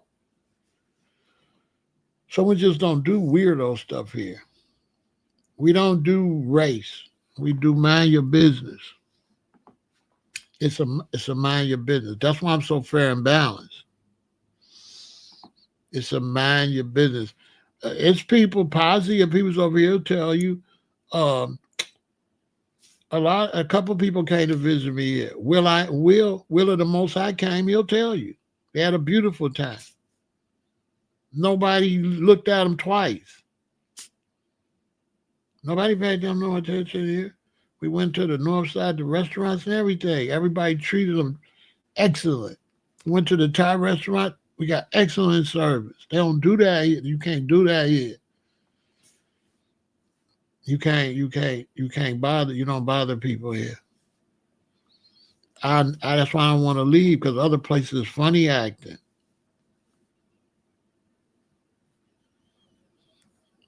LA, the Hispanics, some of them is funny acting. They'll challenge you. They'll say something. Them cholos, they don't, you know what I'm saying? You ain't gonna get no Latin kings or nobody, no Hispanics here. They're not gonna say nothing to you. They're gonna be cool. People mind their business. They don't even speak. They don't speak here. Everybody mind their business. Everybody just walk past each other. If you're in Chicago, you walking and somebody be looking at you, that's gonna trip you out, because don't nobody else looking at you. Why is this dude looking at me? That's everybody gonna want to know. Why you looking at them? Because nobody else looking at me.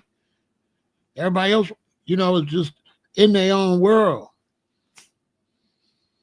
That's why I say, if you come here and you got beef with me, it ain't gonna work. I'm gonna see you 30 miles away because you ain't from here, and you're gonna be looking at me. You're gonna be looking at me. Yeah, I'm already know. Okay, here we got one. Got one. I'm gonna see you a mile away. By the time you try to figure out what you're gonna do, it's gonna be too late. Cause we don't beef and shit. I don't be beefing. You see them dudes was internet beefing, and dude went and shot his wife and him. Crazy stuff on the internet. I might talk about that too. YouTube let them do all this trolling, but want to demonetize me. So when people come outside, we trying to have a good time. It's bad enough the gang members come and shoot up this stuff. That the ones that is beefing with each other, sometimes they show up and ruin it for the younger people. The younger people have a problem because two dudes show up, man, there go Larry Moe and them right there, and they get to popping each other. That's where the problem's at with the younger people and they events. But Chicago is a place where we have events 35 and over. You can't even get in if you're under 35. Facts. On my soul, we have adult stuff. 35 and over. Show your ID. Oh, you 28? You can't get in. We don't want your foolishness in here. Little boy, go sit down. Come back when you get 35. You know what I'm saying? We actually have grown folks event where you got to be grown. And if I go there and I'm with a queen and I see you and you don't like me, you with a queen, we ain't finna do nothing in here. We not finna do nothing. We might even squash it under these circumstances. Like, what up, Pharaoh? Oh, man, it's all good, man. How you doing? We squash it at the thing. Like, man, it's good, man. We ain't on nothing. We cool, we cool. Hey, man, give him a drink, man. All right, we straight? Yeah, we straight, Pharaoh. Let that shit go, player. Like that. We gonna squash it. Because we here with our queens and all these other older people, bro, we not finna do that. It ain't that serious. You know what I'm saying? That's where we at. So these other people coming, that's the problem when they get back to this. That's the problem with letting too many immigrants in because now they going to come in, they not going to move according to how we move and they going to cause a disruption. You have to let people in a few at a time so they can acclimate to the. If you let too many people in and they stay around each other, they're going to stay the same. But if you let them in a few at a time, they surrounded by another way of life and they're going to adjust to that way of life. You cannot let a bunch of people from another country in at one time because they're going to try to bring their whole way of life with them. So it's not about hating on them. You have to let them in so they way outnumbered, so they got to get in where they fit in. But if you let too many of them in, they ruin your ecosystem, just like any other animal. You can't take a bunch of an animal that's not from a part of a jungle and drop off 5,000 of them in a jungle where they're not from. You can't take a bunch of fish from China and dump them in the water here. Just like they got that ant from China now, they say if it could kill you if it sting you. Y'all heard about that ant? All these invasive species. Y'all heard about that ant? Man, they got an ant. If it bites you, you might pass away. Real talk. So it's the same way with people. They not moving right with these immigrants. They bringing too many at one time. That's why you got to come in legally so we can just bring a few of you in so you can acclimate to the way we live. LA let too many Hispanics come in there at one time and they have ruined LA. It's no longer America. It's like the third world country. It's not about hating. It's about letting people acclimate to the way you live. You bring in too many people at one time from somewhere else, they throw off the whole ecosystem.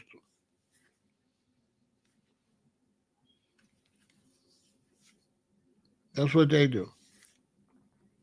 They throw off the whole ecosystem. You're not putting them in a situation where they can thrive, where they can change, where they can adapt. You put them in a situation where they're going to stay the same. And this ain't Venezuela. This ain't Mexico. This ain't none of that. That's not going to work. You ain't going to be able to do no Mexico stuff up here in the U.S. You ain't going to be able to do that. You know, you're not going to be able to do that. They OGs be trying to tell them, but they don't be listening. So I could clarify it. You don't want to go back to Mexico. You're protesting to stay away from Mexico. But you're waving the Mexican flag and you're waving it with pride. You're waving it in the United States. the country you're trying to stay in, the country you don't want to leave, but yet you're waving the Mexican flag with pride. Okay. That seems normal to you? That seems logical? That's not stupid at all? None of that's stupid. All right. You guys are an embarrassment to the Mexican culture and to the United States culture. You guys are an embarrassment to everybody around you, and you should be ashamed of yourself. Do better. Real talk. This is what all the OGs I know. Mexicans, Puerto Ricans, they like these, they tripping. They tripping. Because they not functioning like that. They came up here for a better life. They didn't come up here for no rah-rah. And they didn't come up here to change life over here. A lot of these Mexicans, they got good ass jobs. They're making good money. They really came and got into the society and built serious businesses. For real. They living good. They love it. I could take you out west on Chicago. I could take you to the Mexican neighborhoods. It's beautiful. They're nice homes. Quiet.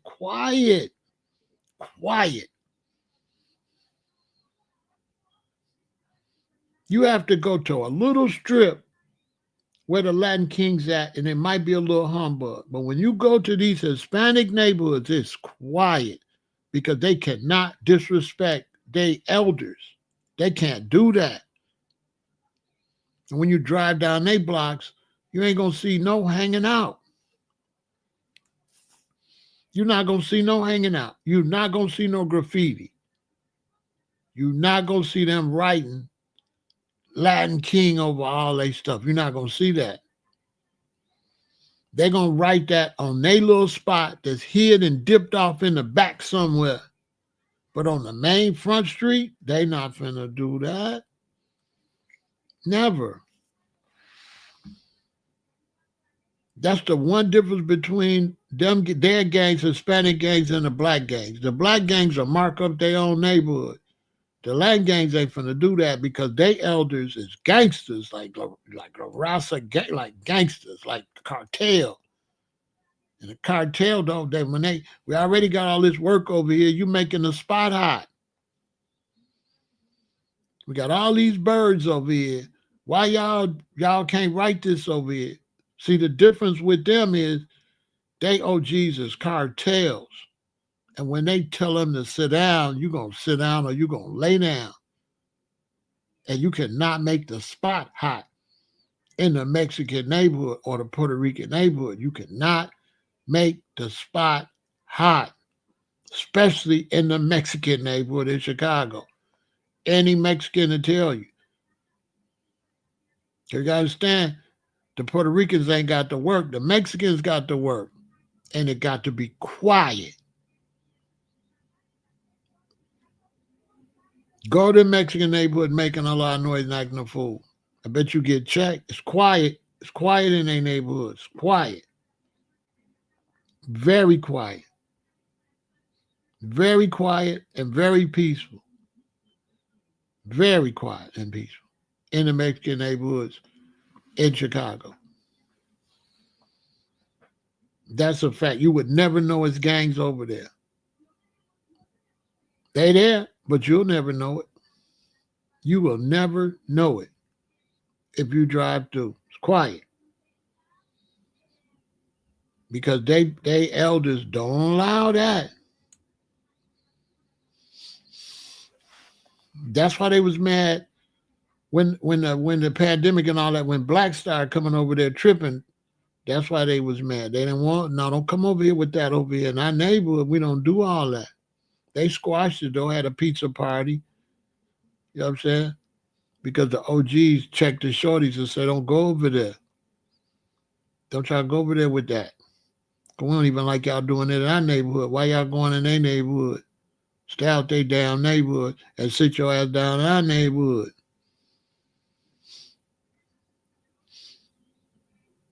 So a lot of y'all sue. You're going to have to start suing. Don't let them discriminate against you because you don't know Spanish. You don't need to know Spanish. You're a U.S. citizen, and your parents and your grandparents, everybody you know, uncles, they all took English. We had to take English. We had to take English. It's a disrespect to have black Americans take English all these decades and then turn around and say you can't get no job if you don't know Spanish. But we went to school and took all that English. That's like the ultimate disrespect right there. Because if we needed to know Spanish, we would have been known Spanish. The Pledge of Allegiance not in Spanish. The Star Spangled Banner is not in Spanish. What is we doing? One thing I can say about Trump, he's going to change all of that. People were saying when he said make America great again, he was mean white again. I held my reserve. I can't say for sure that's what he mean. We're going to have to wait and see. We have to see what he mean. I can't prejudge him. He might mean just bring this stuff back to some regular, make some sense. That's what he might mean. I have to wait and see. But when it comes to stuff like that, he's going to be good with stuff like that. He's going to get rid of that. You ain't going to have to know no Spanish to get no job under Donald Trump. You can believe that. You ain't going to have to speak no other language to get no job in the United States. That is foul. Super duper foul. So y'all keep watching the situation. I'm going to keep monitoring the situation that's going on with the protests. They trying to protest everywhere. They trying to protest for illegal people to stay in the country, which is just foul. It don't even make no sense. You don't have no respect for this country if you protest for people to be here illegally. Go to Mexico, go to Venezuela illegally and see what happened to you. On my soul. So look, y'all stay positive. You know what I'm saying? And on top of everything, make sure you fight for free speech. Don't let these people take away your right to speak up for yourself. I mean, and support the channel. You know what I'm saying? Because ain't nobody else going to support me. They're not going to support me talking about what I'm talking about. They want me to come over here and they want me to talk about some safe stuff, you know? They want me to talk about something they consider safe. They don't want me talking about, certain conversations, pushing a line for more interesting conversations. They want me to just talk about just nonsense just for views. Like they want me to talk about what happened in the Diddy case, what the lawyer, that kind of stuff. But the type of conversations I be talking about, they don't reward me for that. You understand? So I'm fighting for free speech. I'm losing money doing it. I'm losing money because I won't be a good boy. Because I'm fighting for free speech. And I'm saying that they don't want to monetize me for free speech. But the companies that don't want to advertise, they'll still sell me their stuff. So I could buy their stuff just like I am. But they can't support me just like I am. And that's what they're doing all over America. They want to sell us stuff no matter how we are. But they don't want to hire us or they don't want to sponsor us unless we be the way they want us to be. So I could buy we could buy their stuff, but we can't be ourselves. We could be ourselves and spend money with them, but we can't be ourselves and make no money with them. We can't be ourselves and make no money with them. Think about that. You can't be yourself and make no money with them, but you can spend money with them no matter who you are. They want to take away freedom of speech. You got to say unalive. And they want me to say unalive But a YouTuber just shot and unalived 2 people from beefing on the internet. While they worrying about us, what we saying. So I'm gonna talk about that too probably tomorrow, maybe even later on tonight. YouTube finna make some changes since that fool did that in Las Vegas. But they let that man keep trolling that man. They let that man make video after video after video disrespecting his man. And YouTube never shut him down, but it shut you down for talking about political stuff. They should have shut that page down. They shouldn't have let that man make 10, 20, 30, 40, 50, 90, 100 videos about somebody else. Drove the man crazy. The man came and shot him. Because they let that man troll that man on YouTube, make 1,000 videos about somebody.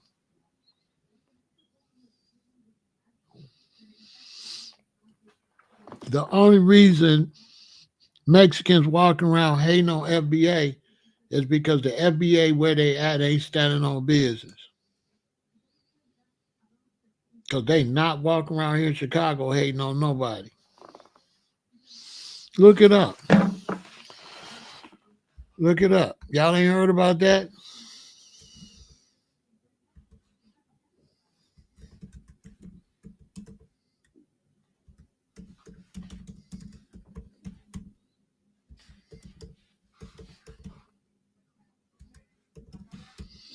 Y'all ain't heard about that?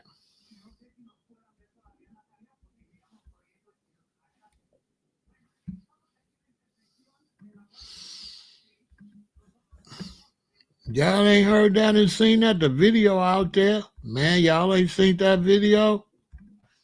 Y'all ain't heard about this?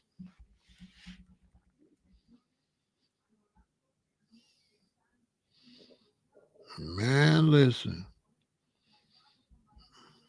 Y'all ain't heard about this?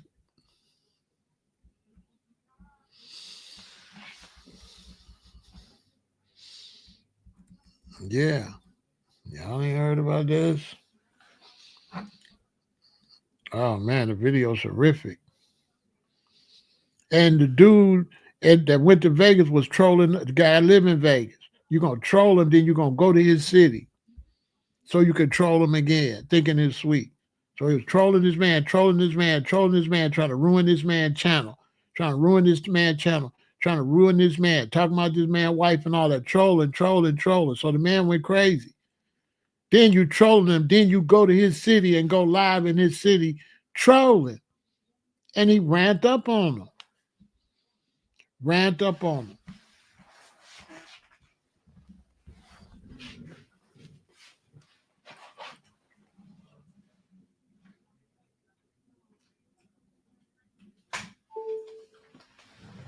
Patrol. So if you is a content creator, you got to ignore these people. You know what I'm saying? Don't get into no beefs on social media. Ignore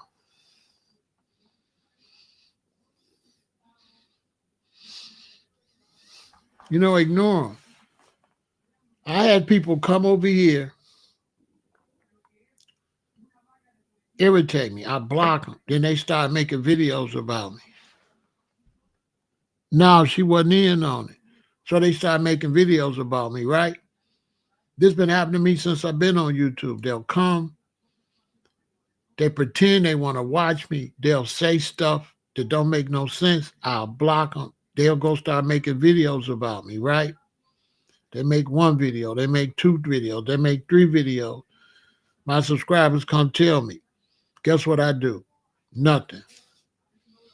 After they make 3 or 4 videos and I don't respond, they go away. Because the only way they're going to get any life, I got to respond. When I don't respond, because they're going to make the video, people going to watch it, then they're going to come look at me to see what I'm going to say. They come look at me and see what I'm going to say. I didn't say nothing. They figure, oh, he ain't heard it yet. They go back to that person, make another video. His people going to come back and look at me again. I'm still talking about my own subjects. He going to make another video about me. They're going to come and look at me again. It's even black bros going to say, dude over there talking about you. I'll be like, I don't care. they lose interest. Because they be like, man, Pharaoh don't care nothing about what you saying. They only going to have interest if I respond back. I'm not finna respond back. I'm not finna do nothing to you when I see you.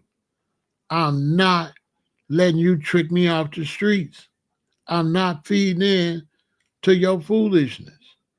I'm definitely not going to have trick none of my people off the streets and send them at you. I'm not doing nothing like that. I'm going to ignore you. Well, dude responded, and that's where he made a mistake. He should have let dude just keep making videos. He shouldn't have responded. You know, now the guy that did all the trolling is unalive because he was trolling somebody, playing with somebody's life, and he pushed the man over the edge. If the case came to me, I'd give the man temporary insanity. If that case came to me when I was a judge and I seen you trolling like that, he trying to be a big YouTuber, you trying to make sure he don't. You got all your people trolling him. You got all your people making videos about him. You talking about how the man wife shaped and all of this. I'll throw the case out. I'll say temporary insanity, case dismissed. I wouldn't honor the two people that got unalive. You understand? You could push somebody over the edge doing that. You shouldn't be trolling that man like that. And YouTube liable. Why they, you know what I'm saying? I got love for YouTube, so I ain't gonna push that line. But why they demonetizing me, they should have kicked dude off of YouTube for trolling that man like that. You don't let nobody make no 100 videos about another content creator, but you got all these rules about bullying and stuff, but you let this dude bully this dude. Now, YouTube got, watch, it's going to be a YouTube announcement by next week. They got to say something. You know what I mean?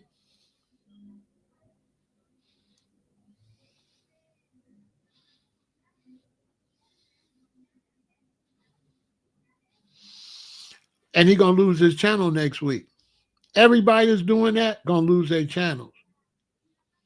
By next week, YouTube got to do something. Because this was done live. It's a video of it. They was in Vegas and the wife seen dude and said, "Oh, come start this." And then he just ramped up. The whole thing is live. And she had her phone or something. Then somebody kept recording it. It's horrific. The guy was still smiling. That was trolling this guy when he seen you in this guy's city.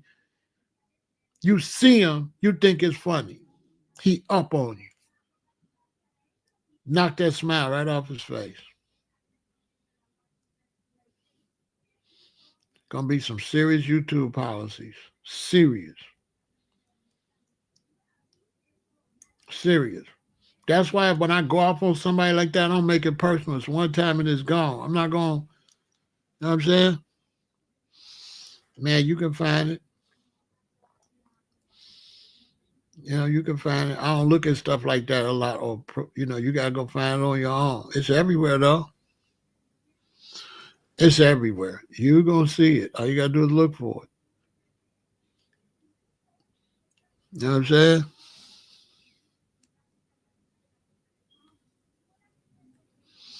I don't get into that type of stuff. I don't get into trolling. I don't get into nobody trying to disrespect me. I just block it, say what I'm going to say, and I keep going. I don't get into all that. And then the dude that was doing it, he wasn't about that life.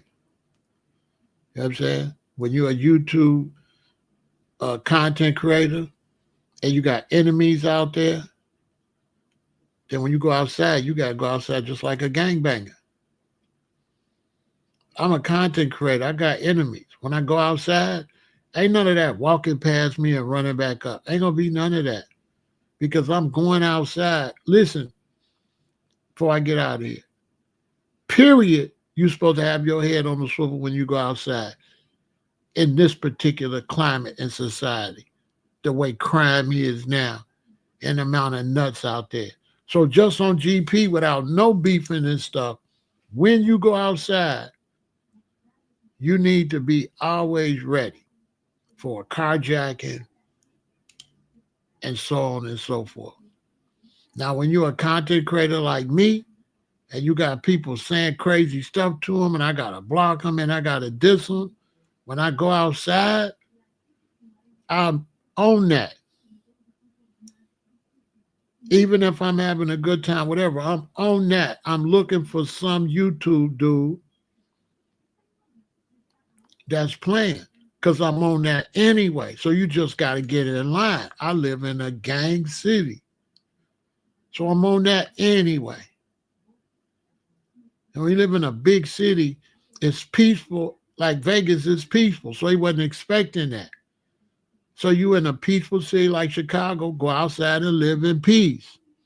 But you got to be looking for somebody that's got some type of issues or could be crazy, right? Because we having mass shootings across America, right? So you got to see if a dude finna come do a mass shooting. You just can't be nowhere, just no more. Them days is over with. We got people with mental issues. We got people have, because another person they say might have got hit and passed away. He hit another person, ain't got nothing to do with it because he let off.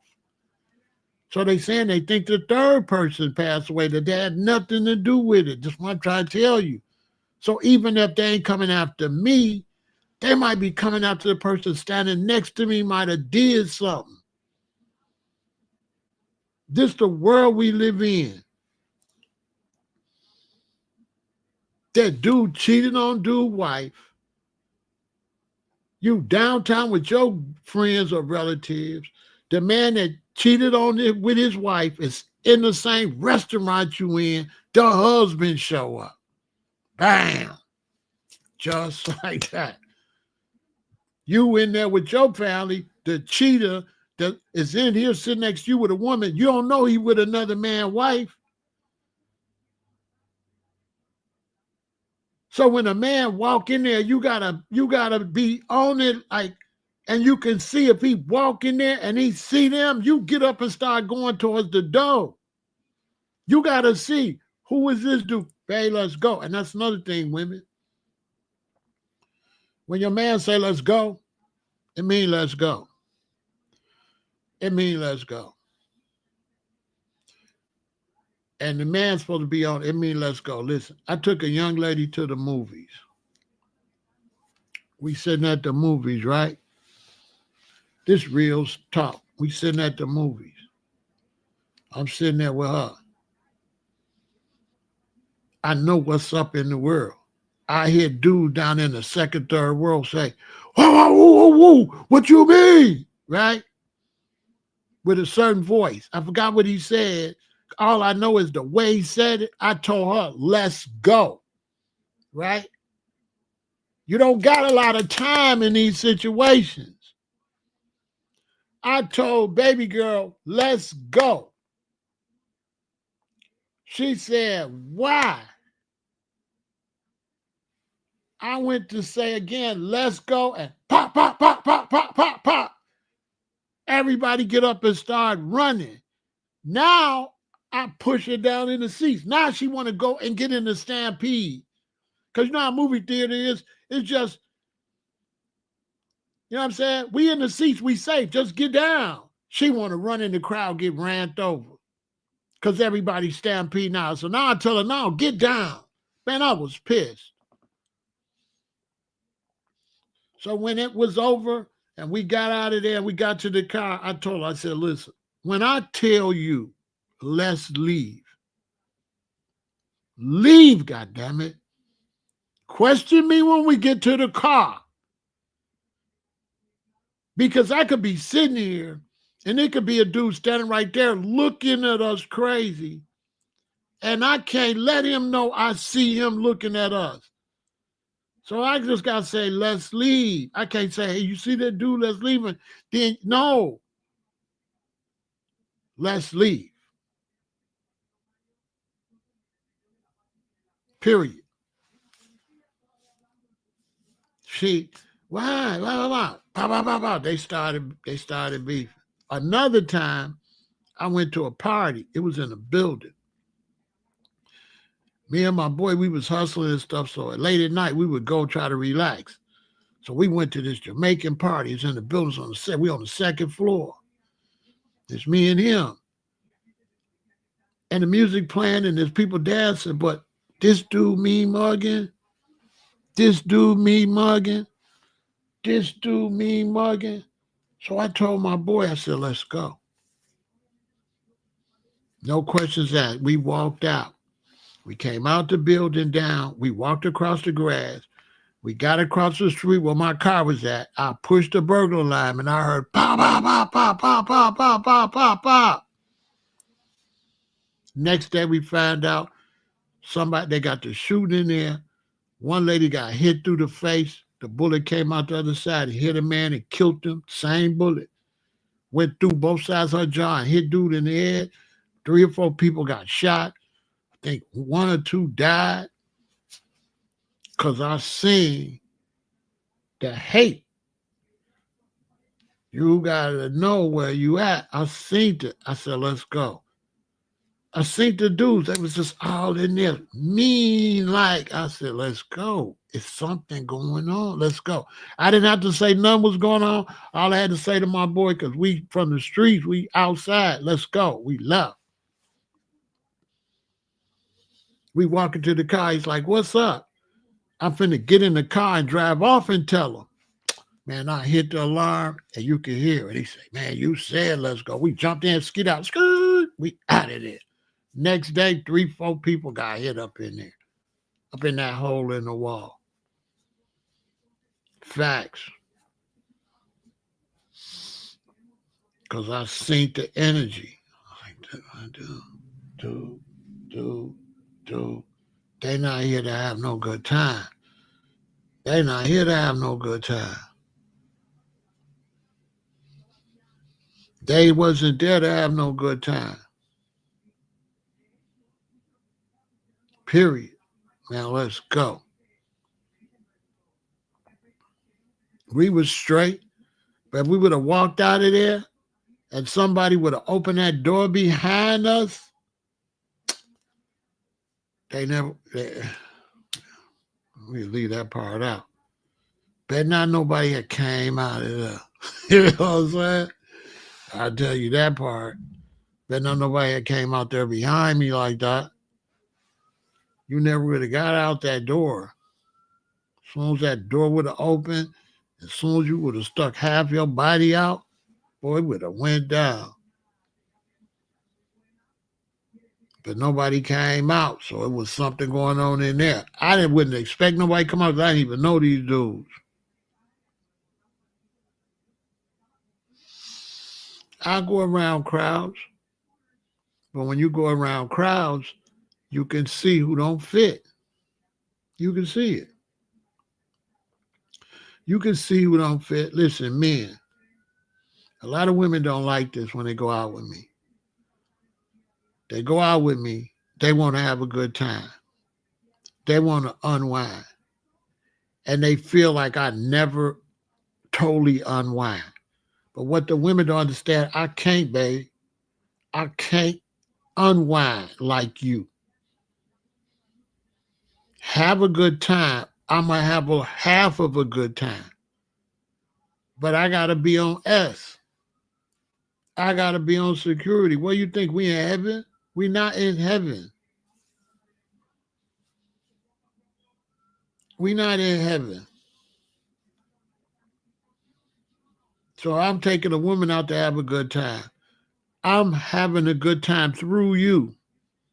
You having a good time. I'm having a good time through you. But as far as me getting all giggly and stuff, no, I'm not doing that. Unless I'm in a place with just family, maybe you're her family and that, and it's all love. But if I'm in a place with strangers, you know what I'm saying? It's 2025. It's not 1968. You just got to face the time period you live in. They beefing. Dude gonna beef with dude and disrespect dude video after video, then go to his city. And then the dude that was after them, he was doing live stream. Talk about, I've been to every hotel and every restaurant here. And they seen him say this. And he's supposed to say, let's go. He should have went to his room. He wasn't supposed to pop out. Dude in the car, the one that did the shooting, he in the car saying, I've been to every hotel looking for you. Wait till I see you. He said, I've been to every hotel and restaurant up and down the strip. And he on the strip, and dude came back. He walked past him first, then he came back. The girl know who he is because dude been trolling. Before she say, don't start that, he let off. They showed the video all on the ground. Somebody picked up the camera or something and kept videoing. Oh, man, it's crazy. All because this dude kept trying to bully this dude and troll this dude for views to ruin him and build his channel up. Trolling on this internet. And now, I'm just telling y'all this because it's going to be some changes. It's going to be internet changes. It's going to be serious changes next week. I expect it could be this week, but it's going to be some serious changes. I've been saying YouTube need to do something about the trolls and stop bothering us responding to the trolls. They don't like us respond to the trolls, but they keep letting the trolls troll. I believe you're going to have to put I believe eventually you're not going to be able to have a channel unless you put your license up there. I believe in the future to have a YouTube channel, you're going to have to identify yourself. Ain't going to be no more miscellaneous channel. You're going to have to put your address and license, and they're going to have to connect that to your IP address. Watch. Because it's not fair for them to know who we are as content creators, but we don't know who you are. And you on here trolling and all that with a fake name and all that. That's why I respect all them fake names trying to talk to me because, bro, you seeing my real face, my real name, my real information. YouTube got it because we were trying to monetize. And you just on here, fake name and all that, and you try to go toe-to-toe with me, and we don't match. You're not even who you are. So why I'm going to go back and forth with you when you ain't got your real name? You want me to go back and forth with you with my real face or my real identity. You got a bootleg name, a bootleg picture, and you trying to argue with me. And that's why y'all been seeing me treat people like that. Because I'm like, you're not in no position to argue with me. You are nobody with a fake name. And you want to try to have a real argument with a fake name. That's why I respect that. YouTube got to fix that. You want to talk to me?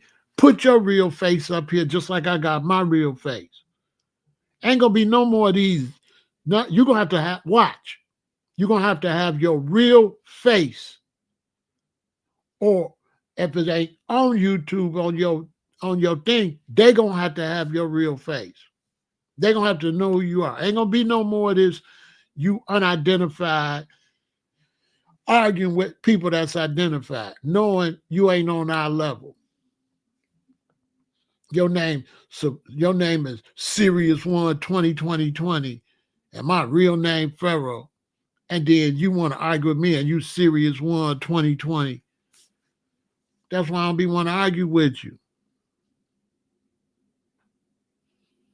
I don't want to argue with you and you not really, and I'm really me, and you some fake internet person. I respect you if you decent and you don't use your real name. But if you don't use your real name and you trying to go toe-to-toe with me, I don't respect that.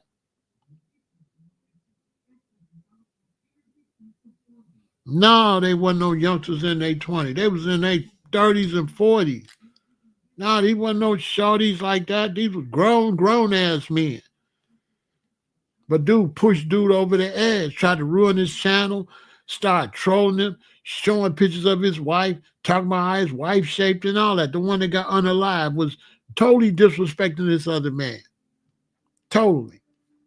Making video and video after video after video after video after video after video. You know what I'm saying? Oh, it's gonna go crazy, zip zip zoom. It's going crazy. I'm just letting y'all know before I go. I was finna go, but I had to tell you, it's finna be changes because YouTube could be liable. YouTube let that man make all them videos, claiming that they got all these rules, but they didn't. They didn't uphold their rules. Like they come down on me for just kicking knowledge, but this dude could constantly disrespect people. People can constantly disrespect me. You don't see them, but as soon as we talk about some serious conversation or something, that's a problem. But you can beef and make 1,000 videos beefing with somebody. That's not a problem. Make it make some sense. You can make 1,000 videos beefing with somebody, but you can't have no intel. You can't say, you got to say unalive. You got to say unalive, but you can make 1,000 videos disrespecting somebody as long as you say unalive. That makes some sense? And now somebody got unalive.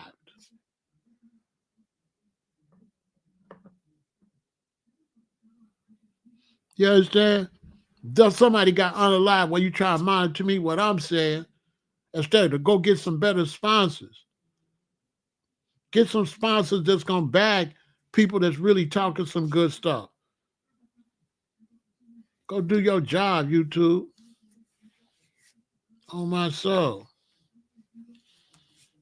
Like you going to try to demonetize me for nothing and won't even tell me what it was for. Because some you don't like something I said and they on there arguing with 100 videos. You let somebody make 100 videos disrespecting somebody, but you watching me.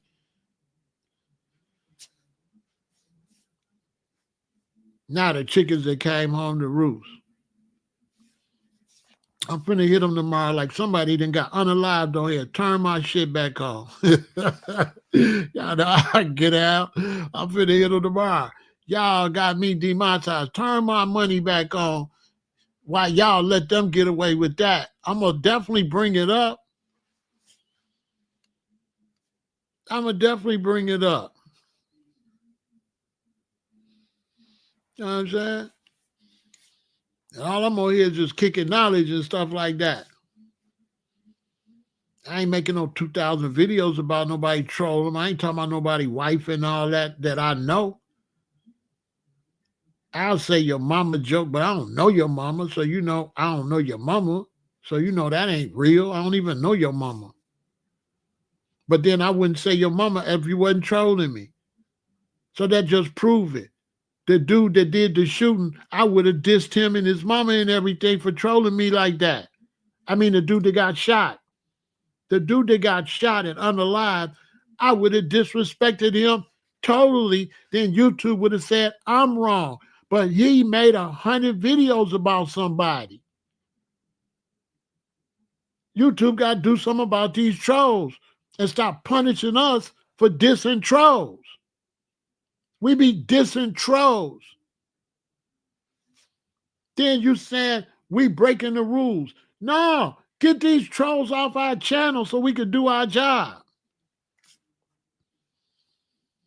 And now the troll then got unalived because he constantly was trolling somebody day in, day out. They didn't see that. They didn't see that.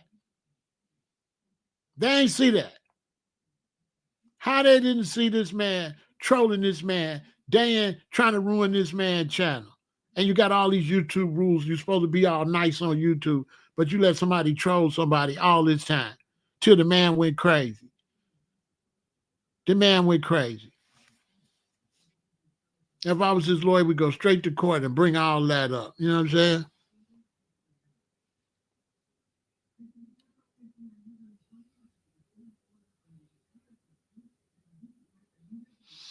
You understand?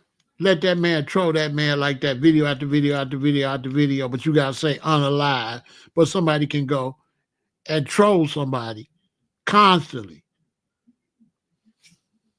And we can't even say what happened to the man. We got to say he was unalived. Like saying what happened to him is worse than what actually happened to him. What's the worst? Me saying what happened to him or what happened to him?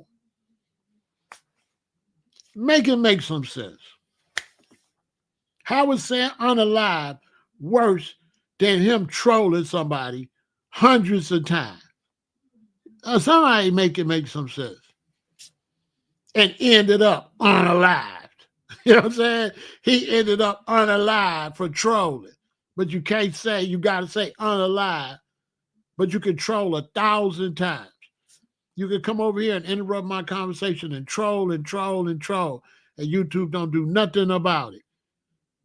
Then when I start calling you all out your name and stuff, then they punish me, and they don't punish the trolls. How long I've been telling y'all that? They don't punish the trolls.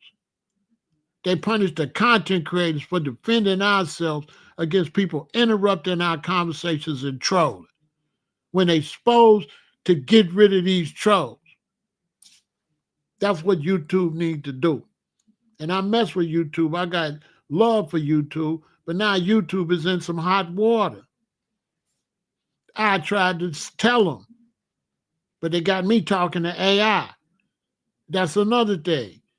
When can we talk to a real person, YouTube? No, we don't want to talk to AI. You do know when I complain it's going to be AI, right? You never talk to nobody. They got AI running everything. Contact YouTube this week and make a complaint and pay attention to the response. And then wait 2 weeks and contact them. It's going to be a different name, a different person. Guess what you're going to get, though? The exact same response. Because it's just AI using another name. You never could talk to nobody. Facts. There's nobody to talk to. It's all AI and computer generated. They let AI make the decisions.